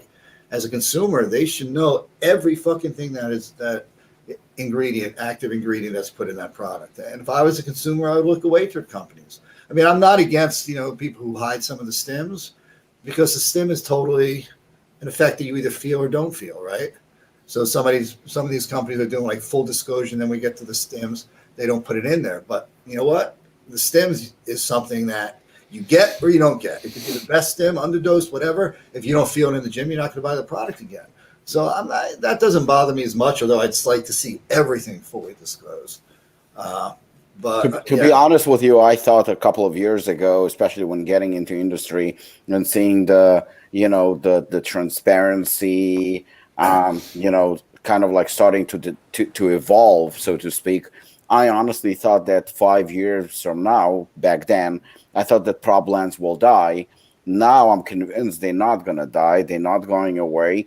And in fact, I think the situation actually got worse because, we're talking constantly, especially in your situation, my situation, and I'm sure everybody on the panel, we are all pretty much for full transparency because I do believe the consumer deserves to know. I personally don't want to put a product in my body, not necessarily because of high stims or low stims. That has nothing to do with it. I actually just want to know what and how much I'm putting into my body. That's all I want to know. That's the bottom line. And but today you have prop blend. You have fully transparent companies, fully transparent labels that are, as Robert likes to say, dog shit, because they are. You're going to have, I noticed there is a little trick that few companies employ where you're going to have the first two lines, 6,000 milligram of citrulline, 3,200 milligram of beta-alanine, and then it's a fucking disaster, like literally a fucking disaster of underdosed crap. And I keep thinking to myself, you know what? I wish you would fucking do a prop blend because, somebody who can read and somebody who can understand the basics, I mean, you're embarrassing yourself. And then you have the third kind, which I think that one pisses me off more than anything, the one that says for research purposes. That one probably, I think, I understand that prop blend are allowed, unfortunately. But I know you went to, FDA. I remember you went to Washington, and I remember you went to deal with those guys. I'm surprised that they're not cracking down on that because that, to me, is an absolute disaster and a complete shit show what's going on right now with the research, supplements that you literally have no idea where they manufactured. You have no idea under what condition they manufactured. And then you have the term that I'm starting to hate a lot lately, called the stim junkies, because let's face it, we make the products for the consumer who exercises, who wants to perform better, who wants to better, they eat better, they exercise, they want to improve their lifestyle, and then you have a product that literally you have no idea what's in it. You take it because if you have a fully transparent label, and for example, DMA was allowed today, and you have 50 milligram of DMA or even 100, 200 milligram of DMA, you have a choice as a consumer whether to take it or not. That is entirely up to you, and nobody can tell you otherwise. I owe Robert a huge thank you for this because I've been attacked for years in terms of high stim content, until, especially caffeine, until Robert started like posting research and sending me research where basically it showed like, listen, you can take 800 milligram of caffeine and you'll be 100% fine. It depends on the individual. It depends on the person. It depends on that. There is science behind it. There is proof behind it. But the bottom line is, even if you have 500 or 600 milligram of caffeine and it's fully transparent and it's manufactured in, on the proper conditions, then the consumer has a choice. You have a choice whether you want to take the 600-700 milligram of caffeine, or you want to take something that is 200 milligram of caffeine, or maybe non-stim at all. But as long as you're fully transparent and as long as you tell the consumer what he's taking, I don't think that you owe any explanation or whatnot, and you don't have to defend yourself because you're putting it out there. Right. That this is what's in that container, and it doesn't have to do with pre-workouts only. I think the protein, the fact that it's a fully disclosed label showing the yield amount of protein, actually, you can find a lot of pre-workouts today that are transparent, whether they're good or not. That is up to you and the consumer to decide. But when it comes to protein, I would say 90% are not transparent. They're not. You have whey protein, 95. Yeah. So you have whey protein or whey protein blend, and then you have, it's concentrate, it's isolate, it's this and that. And I mean, we all know for a fact that probably most of the content is a cheap concentrate. And, so the actual amount of protein in that container, fuck knows. Who knows what it is? It says 25 grams, but it's probably a lot less than that. Dude, I know products that are like that. I mean, Arnold's protein, when it was out, I got sent from one of international companies the master manufacturing record. I saw exactly how much isolate was in there. It was fortified with BCAAs. I saw whatever it was, 10 milligrams of leucine added to it or something. I mean, it was, I'll say, because the company's gone now, I never talk about companies like that. But I saw what it looked like. And I give these lectures for the last 15 years. I had a product that came in and I manufactured I didn't manufacture it, I bottled it for a friend who was contract manufacturing. He had to close his factory down on renovation. So I manufactured 20 truckloads. Let me rephrase it. I packaged 20 truckloads of it as a favor. And I walk in one day and my place smelled amazing.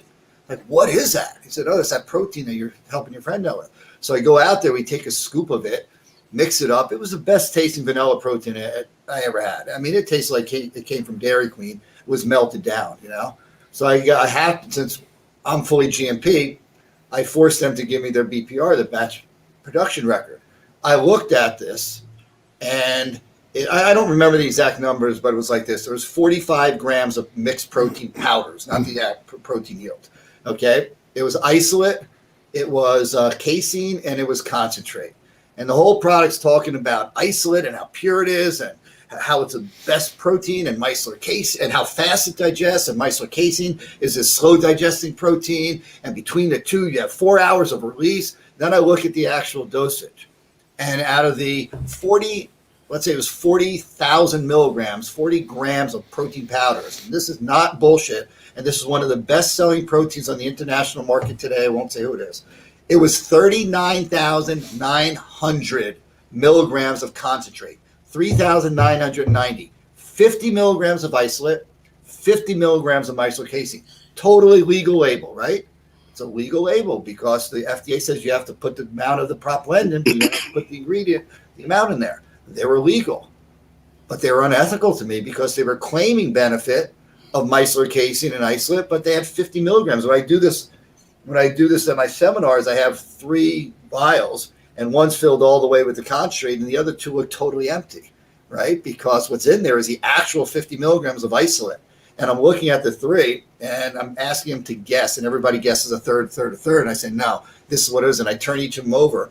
And that 50 milligram comes out of the beaker, and it dissipates into air within like 8 inches, and it's gone. It never even hits the floor. It's so little, it just spreads out. So this company is claiming this 50 fucking milligrams in a top serious company out there of this. Now look at the formula of the concentrate. The concentrate wasn't whey protein concentrate 80% WPC 80. It was a third WPC 80, A third of it was WPC 34, and a third of it was whatever it's called, the sludge, that Pro Cream or something, the sludge that comes out with the making isolate. Okay, it's still over 25% protein, so it's still considered a whey protein concentrate. Dirt cheap. It's all lactose. It's all fat. It tastes great, just like WPC 34 tastes great, right? So they're claiming 3 proteins on the label. 2 of them were there, non-existent, 50 milligrams. And the one that was there was 2 additional proteins that they didn't even claim on the label, all legal. So the real label should have said, shit WPC 34, even shittier Pro Cream, and some really decent WPC 80. Instead, it'll just talk about 4 hours of distribution of amino acid to muscle tissue, sustained release bullshit. This is what, people like me and Robbie have been fighting out there for years. If you put that shit on your label, people are going to figure it out really quick.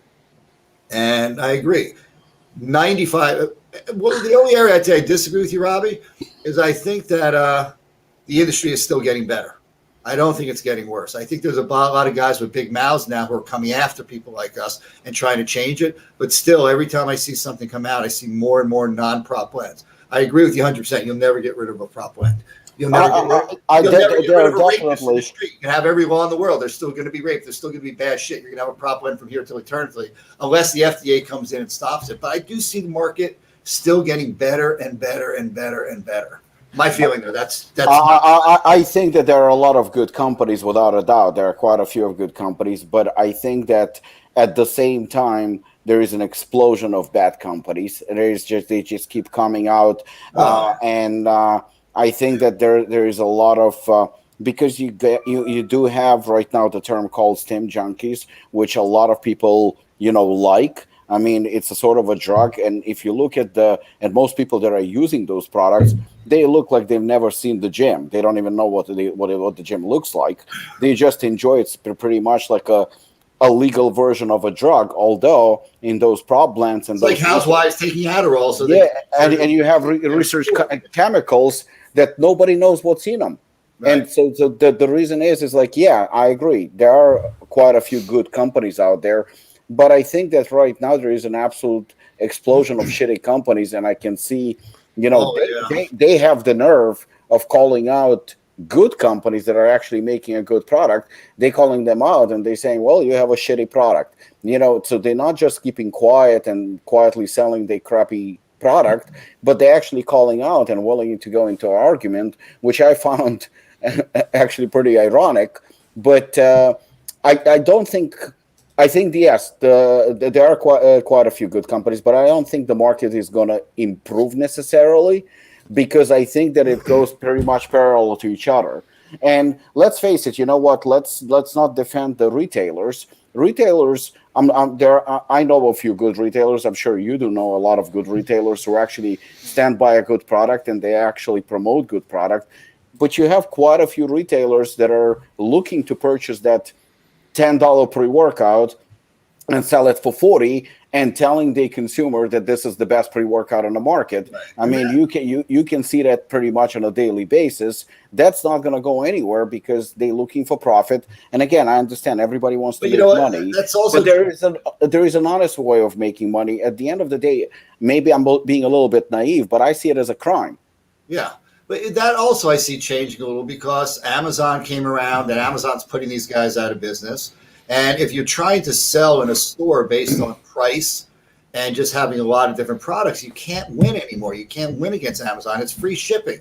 You don't even have to go to a store. So the way stores win now is you have an attitude like Steve Calabrese and Tim Gritzman, where the consumer is king. They want to match the right product to the consumer. So they look at a product and they say, well, this product's a higher margin, but you know what? This isn't the right protein for what he wants.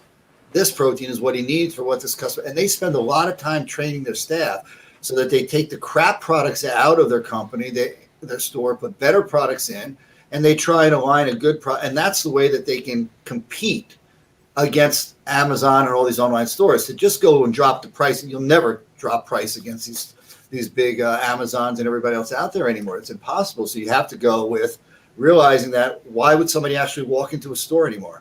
And the only reason they're going to walk into a store if the person in that store actually has some information to give them that can help them. And that's not going to happen at GNC. Look, before I went to GNC, I went to close to 75 franchises. And every single franchise owner said the same thing that you just said, Robbie. Yeah, one brought me right over to a bottle. I paid $10 for this. I sell for $40. What's in it? I have no fucking idea. And as I was talking to this particular one, a customer walked in. She goes, watch this. She took him right over and sold him 2 bottles, a $40 pre-workout with a $30 margin. And it was not, and I looked at the ingredient. It was like 4 or 5, the standard 6 grams of bullshit proprietary blend with nothing in there. So those kind of stores, are got to die out. And hopefully, I'm trying to be an optimist in this whole thing. But hopefully, the better stores, the guys who really care about the customers, and even the ones that don't but realize they got to care because they have to offer something other than price or people aren't going to get out of the cards and come over, start to give better products and look at products that are non-prop blends and they know what's in it so they can give it to their customer. But, there's one problem that we haven't discussed in this whole thing, and that's why all these products are kind of similar, and that's innovation. I mean, innovation is what's stagnant in the dietary supplement industry, and I don't think that changes very much because it's built into our industry. You can't really have much innovation. There's no funding of it. There's no funding because there's no way to grow it. I mean, it's something I call innovative obsolescence. The more innovative a manufacturer or a brand owner like you become, Robbie, and I become, the more obsolete we become because we're the only industry on the fucking universe where the better you get, the more technologically advanced you get shut down. Why? What's the definition of a dietary supplement?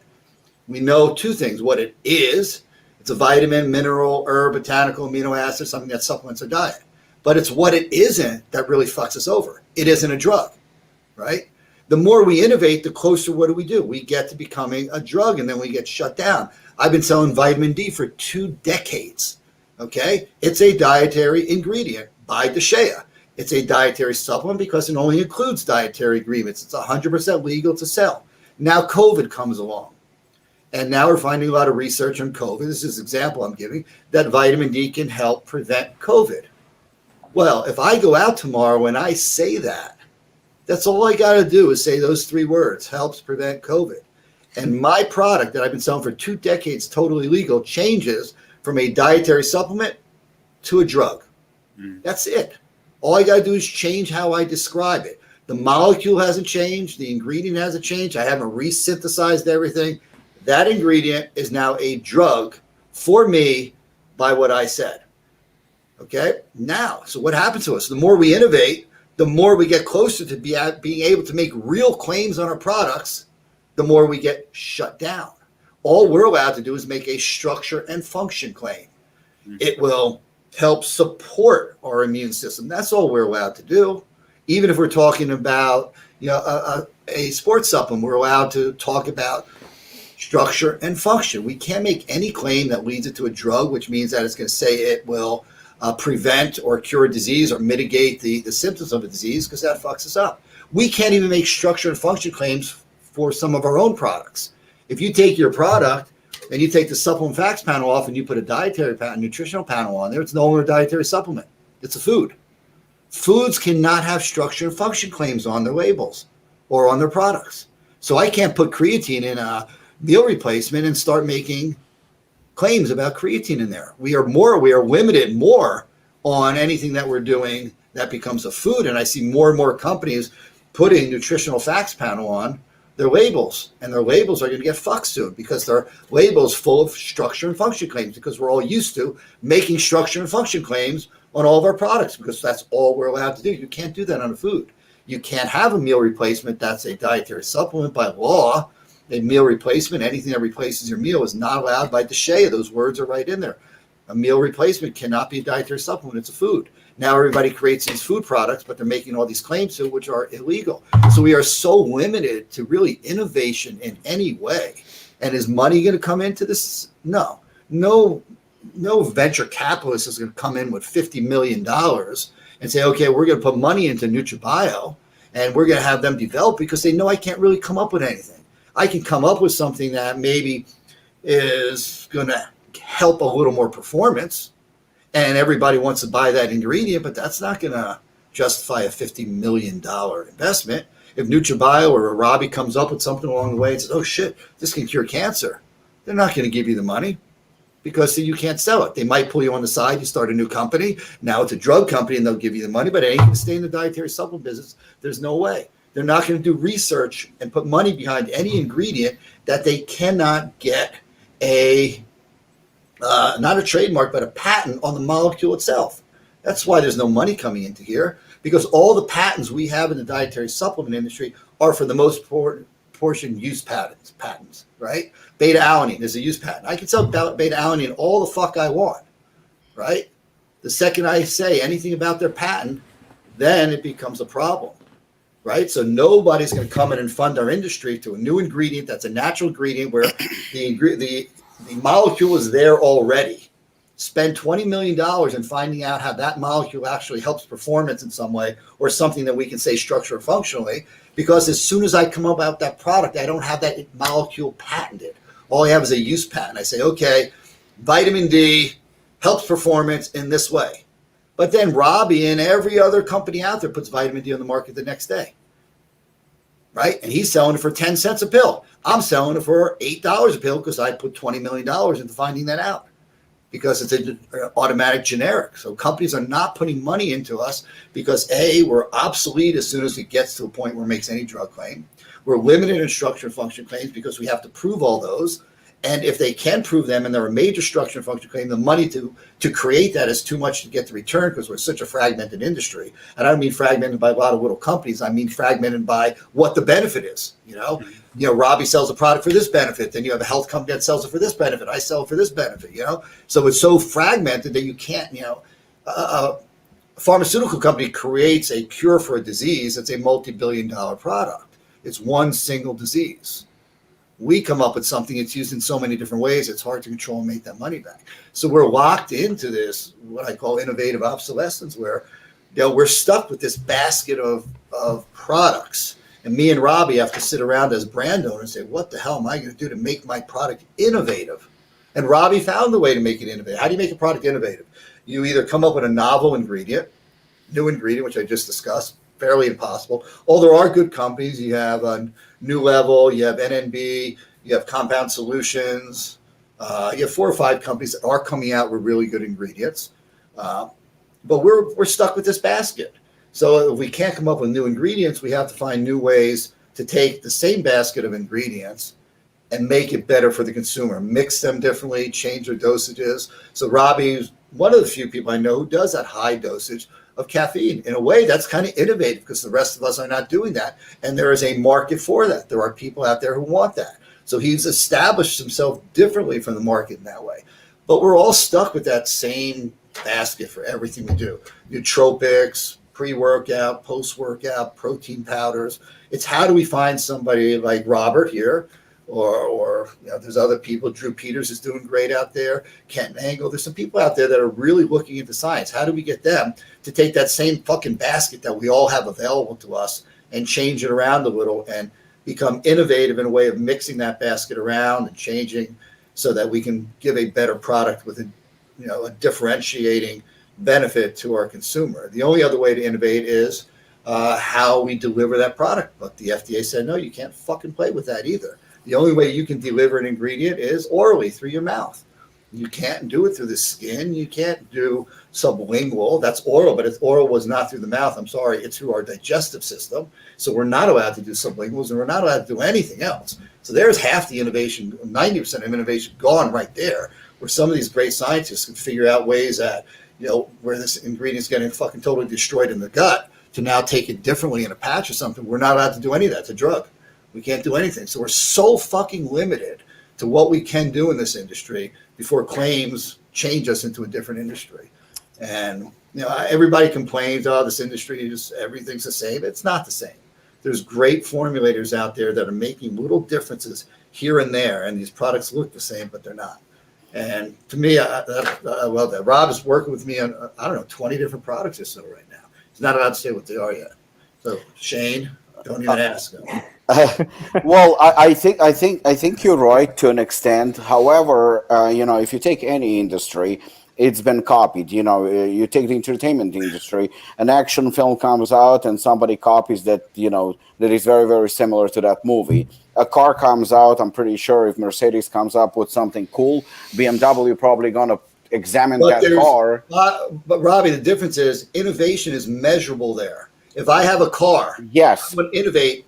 My customer either wants it faster, so they want to see my MPH go up, my top speed go up, or 60 miles per hour goes up, like 0 to 60 faster. There's ways to measure that so I can work on my engine, innovate, and become faster and faster and faster. Movies change their technologies so that they can outdo the last movie that came out by having cooler graphics, cooler everything there. So all these industries, computer chips, they get better and better and better and better. Movies get better. You talk about an action flick today, about an action flick 20 years ago. Not the same story. It's not the same. Technology has taken it to a new level. We're the only industry out there that, everything's a repeat. Everybody has to come with their own marketing and innovate in certain ways. But we're the only industry out there when we innovate too far, we're gone. Yes, no, I agree with that. However, it's still not that simple because at the end of the day, a classic movie from 30, 40 years ago is still remembered, whereas something that came out 2-3 years ago and was a huge hit, everybody already forgot about. So there are those measurements. Now you have the supplement industry. It's $1 billion industry. Yes, you're right. Nobody's going to give you $50 million and go knock yourself out and develop something innovative. I agree with that 100%, no problem. However, the market is so open. There is still a lot of uneducated consumers, a lot. And I think we're doing a better job than, that was done 5-10 years ago, because 10 years ago, nobody was interested in it.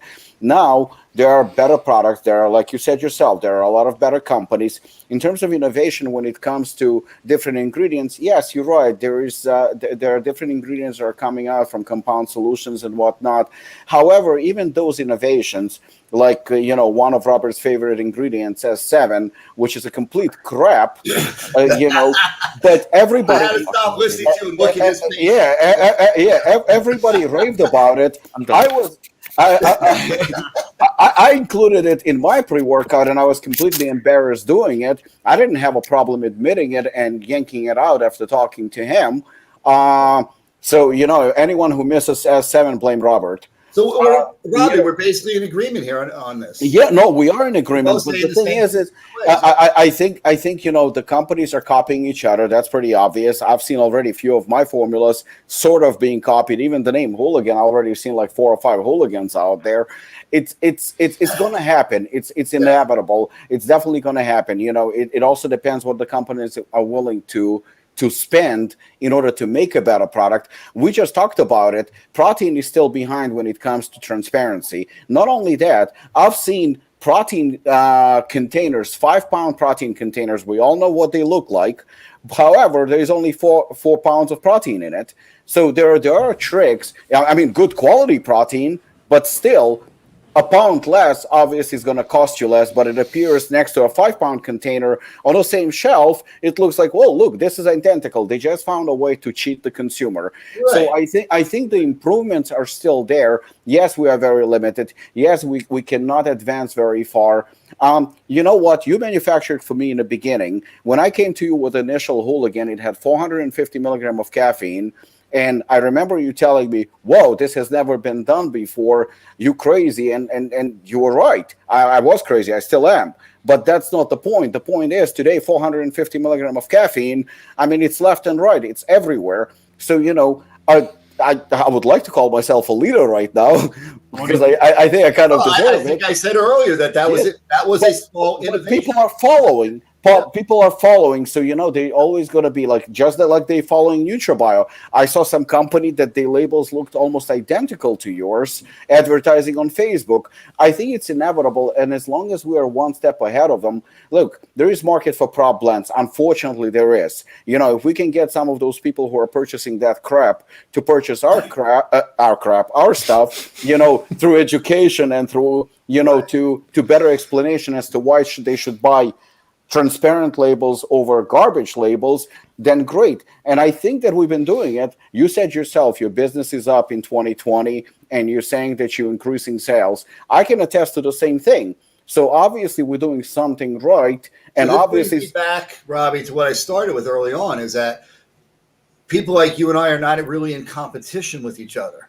Maybe in one store, the store owner says, I can only have one. But in general, people who are doing things like this are expanding the marketplace. They're getting the consumers to understand why dietary supplements are not a scam like everybody thinks. So the more people that are doing it like you are doing it like Ghost is also doing the same thing. you know, speaking of As Ghost, that expands, we're not stealing each other's business. You know, what we're doing is we're making a bigger pie instead of trying to steal people's slices of pie from each other. I think that whole marketplace is there already, and the only thing we can do is steal from each other. Our market is this big, just like you said. It's a competitive business without a doubt, but there is enough for everybody.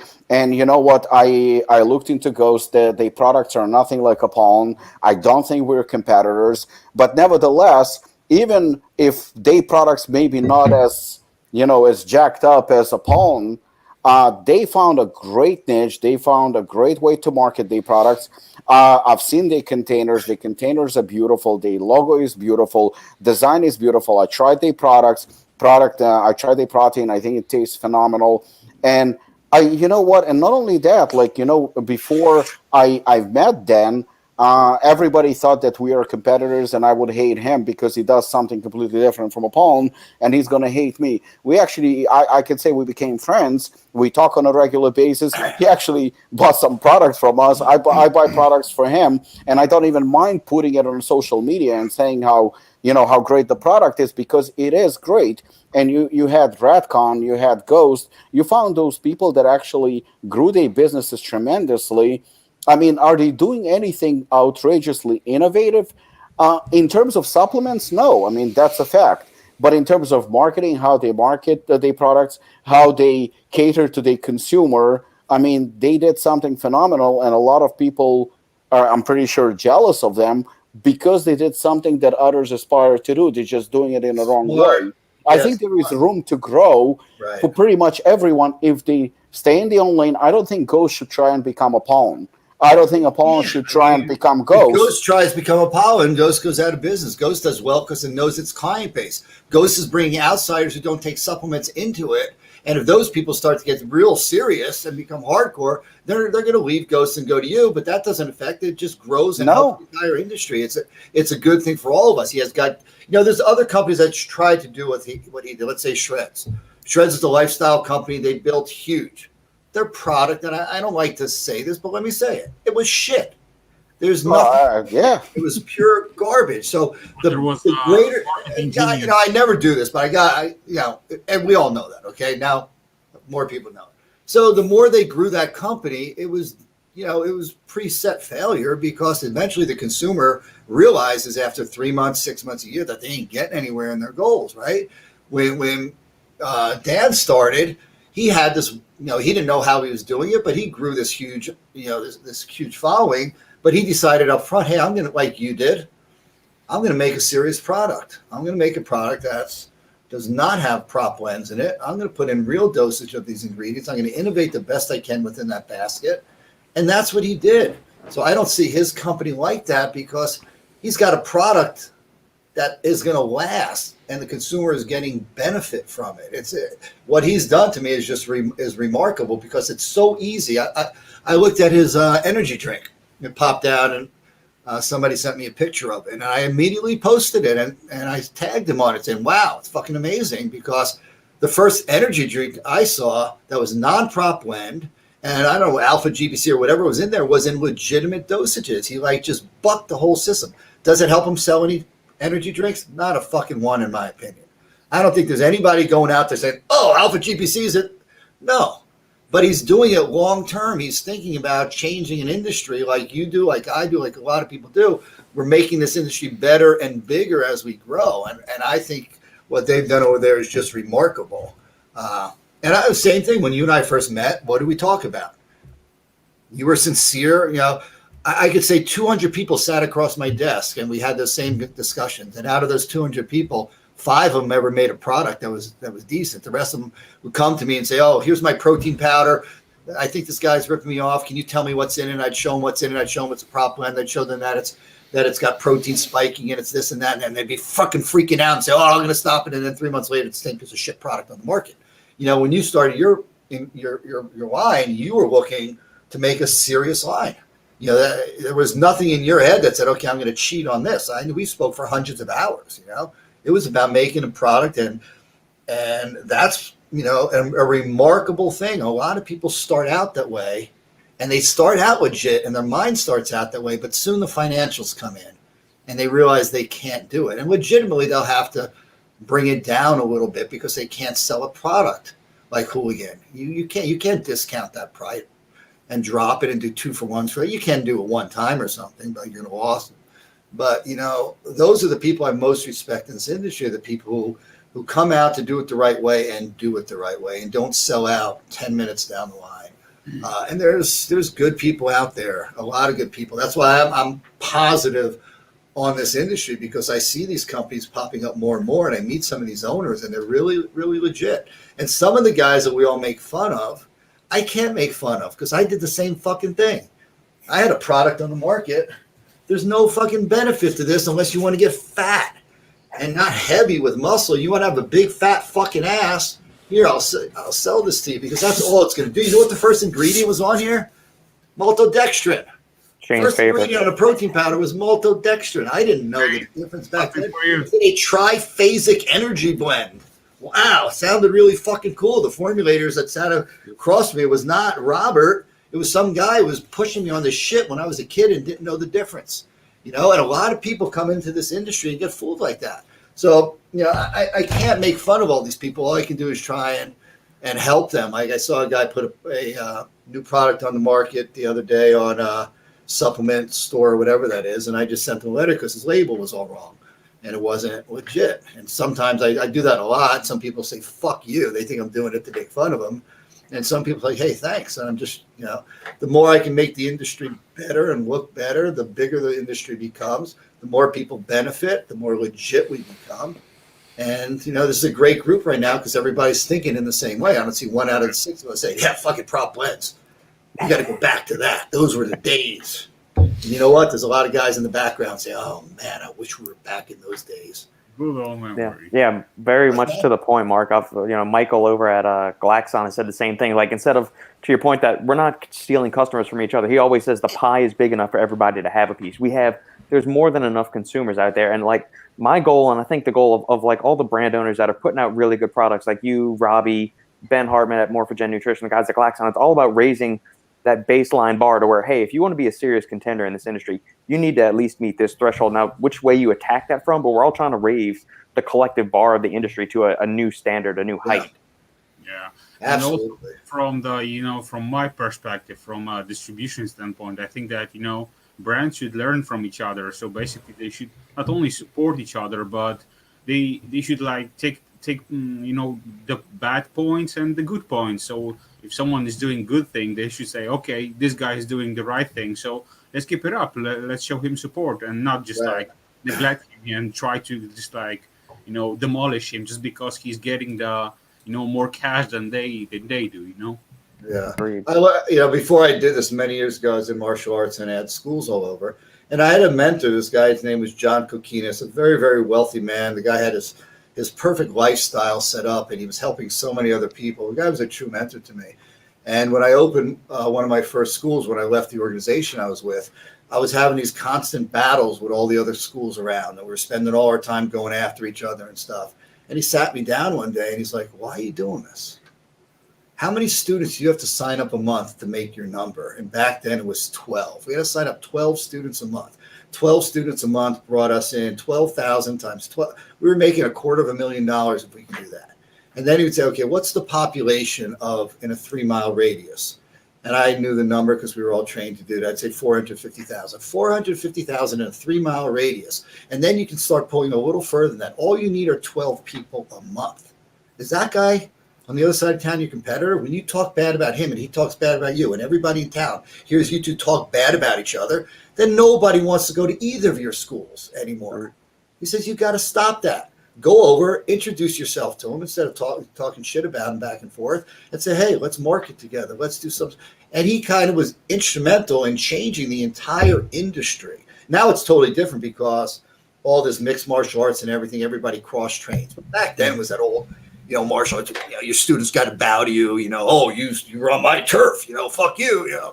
And he was instrumental. But I didn't think of any of this shit. He gave me that lesson when I was a little kid. I think I was 19 years old or so, 20 years old, when he taught me that. They work with these people because it's that pie that you can expand. And when you fight with each other, you contract that pie. And I've tried to have that approach, ever since. And this guy passed away recently and was a true mentor to me. Taught me some amazing stuff.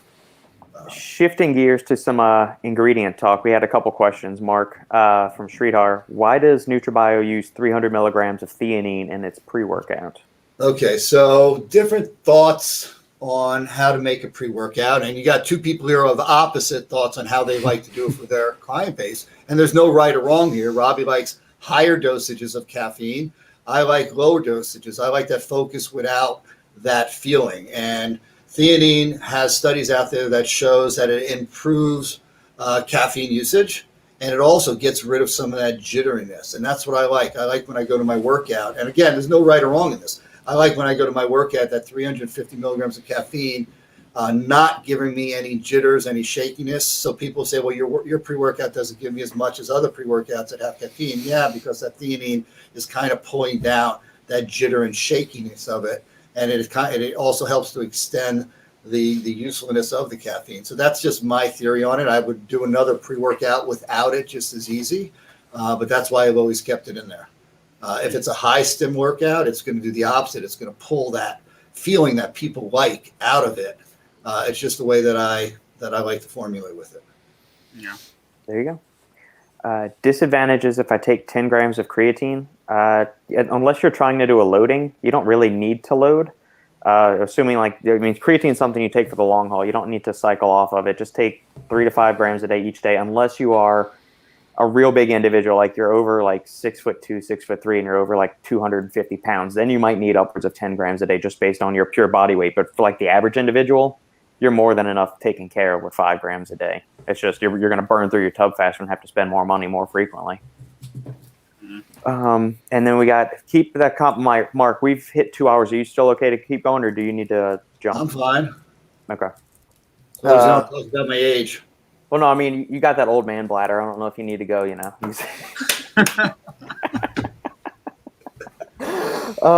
for listeners out there, any more comments, questions you guys have, feel free to fire them. So that's what you've been drinking this whole time. Get plenty of bottles. What is in that beaker, Mark? I've seen you take a few nips from it. This is Alpha EA. Which flavor? This is New York Punch. That is my favorite flavor of that product. That is my favorite flavor of it. I drink it constantly. I don't drink coffee anymore. So. No, not at all. What's your typical stim intake in a day? I need a question. Stimulant intake in a day? Much down recently because I just wasn't getting an effect. So I used to take pre in the morning, and then I would drink pre just like I'm doing this all day long.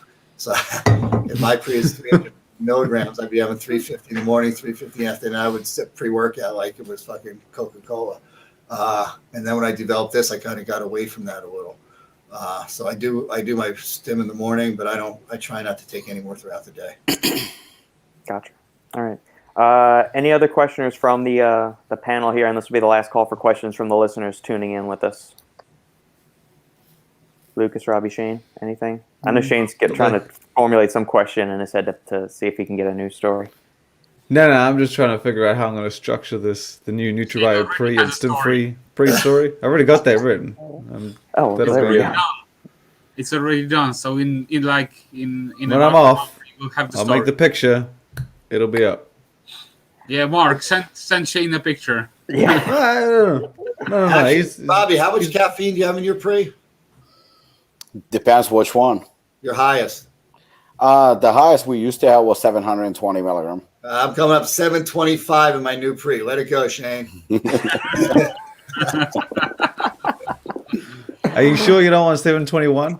I could save like a third of a cent. Might as well. There we go. That's another pet peeve of mine when everybody just looks at each other's products, and you're at 3.2. They copy your product and put 3.4 beta alanine. There's purpose is to put more caffeine in, obviously, but then they just do the things like with betaine or something, which are kind of your standard. We know where the research is, but instead of 25, they have 2,800 milligrams. Like, what? Yeah, infantile. Who's helping these people in their formulas, you know? What's your top 3 supplements, Mark? Your top 3 favorite supplements? Alpha EAA by far. I drink it throughout the day, so I don't drink sodas. I don't drink coffee anymore. I like that Alpha GPC in there. I like the cortisol control with the KS. And Are you doing just one serving of that throughout the day, or are you doing multiple? I do like 2 servings throughout the day. When I drink, I don't do it at once. It's like this. This is 1 serving. I drink at breakfast and lunch. Then after that meal, I'll do another one. And it's just gotten rid of a lot of the coffee and the other stuff that I would drink throughout the day, and I really like that. Yeah. That's definitely my number one. I'm a pre-workout junkie, so I don't go to a workout without my pre-workout. Sometimes it's stim, sometimes it's non-stim. I work out 5 to 6 days a week, so it's pretty much taking that every day. The days that I don't feel I need it, I do my non-stim because my body just gets too regulated to caffeine and it doesn't have an effect on me. My harder workouts, I load up, and then sometimes I'll put more caffeine in. I'll just put a caffeine capsule in there. I'll put vinpocetine or something like that. So those are 2 of my big stuff. I mean, I take all multivitamins. I take, loads and loads of stuff every day. But when I just stick in my mind what I love the best, Alpha EAA, definitely, pre-workout, definitely. And I would say, and by the way, some of my favorite ingredients in this, so KSM is already in that product. So I sell that on its own, but there's no reason to say that because it's already in here. So some of the products that I'm doing contain a lot of the ingredients that are my favorite ingredients all in one. So, Mark, we had this discussion last week, and I was wondering, just because I'm sure that TJ is going to appreciate this question. What do you think about the flavors as far as pre-workouts? Do you think that they are really important, or Yes. I was the kind of person, if you asked me 10 years ago, most of my products taste like shit. I didn't even flavor in the early years because I thought that was, taking away from the product. And, I've changed over the years. And if you came back probably even 3 years ago, well, that year that I came out with a product every Friday, a lot of that was reflavoring because I was very late to the market in realizing that if a consumer is going to drink this every day, it better well taste good. The old days of it tastes like shit, it's good for you are gone. You're drinking a protein and you're drinking, 1 or 2 a day and you're doing it 3-4 days a week. It's got to taste good. So I was kind of late to the game. I would say now the taste is very important to a product because you want the consumer to enjoy it and you want them to take it. And the days where people would just, years ago, everything's kind of sucked. Remember the first, who was it? Metrex came out. Those things sucked. They were disgusting. Librado was the first one that came out, I think, that really tasted good. That was a long time ago as far as a protein. But you felt powerful once you chugged this bad boy. Yeah. But I think now that you got to look at it. It's very expensive to get a consumer. It's very inexpensive to retain that consumer. And a customer will hear that your product's great and it's this and that and the other thing, and they'll love to take it. But after a few weeks, if that stuff tastes like shit or doesn't taste great, they will move to another product that's not even as good sometimes because it tastes a lot better. And you'll see people, So I think, admittedly, it's possibly a disservice I did to consumers over the years by not focusing on taste and letting them not enjoy my product and leaving to another product that might not have been as good. So I put a lot of time and effort into it these days. Mm-hmm. I think I know the answer to this one, Mark, but what's your favorite standalone nootropic ingredient? Adderall. That's not where I was going. That's not what I was thinking. Vinpocetine. That's what I did. Yep. Is that what you thought I'd say? Yep. Yeah, vinpocetine. It's we've been using it since 97 or so. I'd love to get into pre-workout. I haven't. I've tried with multiple companies to do it. You just can't do it. I see companies that have it in a prop blend, but I know it's not in there because 10 milligrams of vinpocetine or vinpocetine, whatever you want to call it, will destroy it. It becomes so bitter you can't drink it. It's really, really bad. And I'm still working on a way to get it in. And if somebody beats me to the punch, I will be pissed because I've worked on it pretty hard the last few years and just haven't been able to get it so it tastes. We tried microencapsulation, but after a minute or so, it breaks down. That doesn't really help. I just think it's a really good. It passes through the blood-brain barrier. It increases oxygenation in the brain. And I just think it's a really good underused product. I mean, the FDA went after it a couple of years ago when Robert Cohen did that whole thing on, what was it, picamillion, picatropin. He included vinpocetine in there. Picatropin was taken off the market. Vinpocetine was not. But there's actually an NDA that was put out for vinpocetine many, many years ago. So even if they tried to, and I don't think they ever answered it, but that if you put out an NDA and they don't object to it, it's good. I don't think that they'd ever be able to take it. I mean, I've had people tell me that I have to take it off the market. I don't. I've sold vinpocetine straight up for many, many years. It's definitely one of my favorite products. Yeah, I've used it actually in Assassin. I mean, yeah, it doesn't taste very, very good, but it's an incredible product. You have it in Assassin? I used to have it in Assassin, yeah. Yeah, it'll fuck up. I once broke my own rule. I made 5, what was it? It was like, I don't remember how many kilos, but it was 4 drums, and it was like a $20,000 blend on a pre-workout. I'm redoing one of our versions. I said, just put in 10 milligrams of vinpocetine. It'll be fine. It was so fucking bad that we couldn't drink it. And like an idiot, I said, you know what? Just make another batch, blend them together. 5 milligrams will be. I could have done it in 30 seconds right here, mixed it, and found out that it wouldn't have helped. But for some reason, you learn by your dumbass mistakes. I said, no, make another batch. Don't put it in. We'll blend it together. It'll be fine. It was undrinkable. So now I had 2 batches, and it was like 20 grand that I threw out. I mean, we tested it to everybody. Nobody would get fucking near it. We couldn't do anything with it. And I couldn't even, I was like, fuck, I'll just drink it for the next year. Couldn't do it. Yeah. It was that bad. I love that ingredient. Yeah. Is there a way to do, all right, on the topic of vinpocetine, is there a way to do something so like teacrine and dynamine are really horrid tasting compounds, but Compound Solutions or their manufacturing partners, whoever, have done like that 40% yield thing. Is there a way to do that with vinpocetine? We've been trying. We haven't been able to. Okay.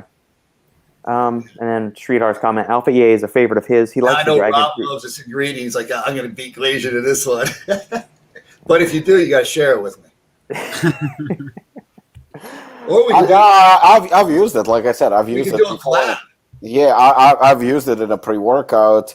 I actually am contemplating releasing it under other not pre-workout necessarily this year, but yeah, in a powder form, it's definitely a challenge. Yeah. It's a huge challenge. So I'm still exploring my option, but I use vinpocetine pretty much on a regular basis, I would say. Especially once I when I train for something specific, it's always part of my regimen. Yeah, especially you're doing martial arts, training. You want that focused mind, and it just opens up. I just feel my mind open up on it. I love it. Yeah, there are some people who don't like it. I like it. I had a product out many years ago called Neurogen.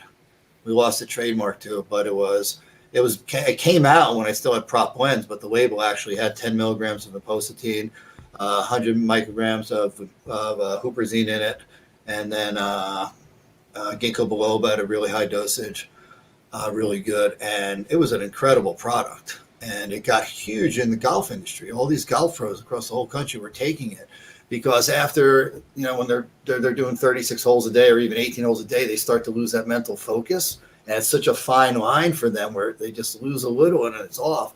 And that's exactly what what vinpocetine did. It just created that alertness, that focus, that clarity. And it was huge. And I dumped it when I got rid of all the Prop 1 products because I got that formula working with a pharmacist that I knew. And I think we were actually the first to use huperzine in the country. It was thought to be illegal at the time when we brought it in. This is back in 1997. It's being used a lot right now, and I still love it. Some people don't like it. I know Joey from Glaxon. I'd love to have a conversation because I want to hear what he doesn't like about it, but I don't think he does. But then when I got rid of all those prop blends, because when I started mass manufacture it, I went to the contract manufacturer, and they put another 20 ingredients in. And I thought it was even better. And then when I started to get the formula for that, those other 20 ingredients, like acetyl L-carnitine, was like 2 milligrams. So I bagged that. I never brought it back, but a great combination. Yeah. Are there any other? I don't have a nootropic ad. I was the first sports nutrition nootropic company in 1997 to bring out Neurogen. There were no nootropics in our industry at all, and now I'm probably the only fucking one that doesn't have one, and it's my favorite product. So Yet. yeah. Any other flavors of EAA, alpha EAA on the work? So you got dragon fruit, strawberry lemon bomb, grape berry crush, New York Two more punch. coming out. Sweet. Yes. All right, Two good. more coming out. That makes me happy. Same. Additional. I've already got my story for today, man. I can't overload. Uh, I just read a newly posted stacked article on NutraBio pancakes. Awesome. All right, guys. Well, thank you so much for joining us, Mark. Is there anything you want to plug shamelessly and unabashedly before we put a bow on this thing and call it a day? No, I just want to thank you guys for inviting me on. I love this format of having multiple people talking at the same time, especially different parts of the industry. It's a lot of fun. Humbled to join some of the people that you've invited on in the past, and maybe I'll be back in the future. Hopefully, thank you. Absolutely. of course. Very much appreciated. Thank you to the listeners for hanging with us. If you like what we're doing here, make sure to like, comment, subscribe, share the video with family, friends, and loved ones. Leave us a 5-star review on your podcast listening platform of choice, and we will see you next time on The Final Scoop. Take care, everybody. Thank you. Take care, guys.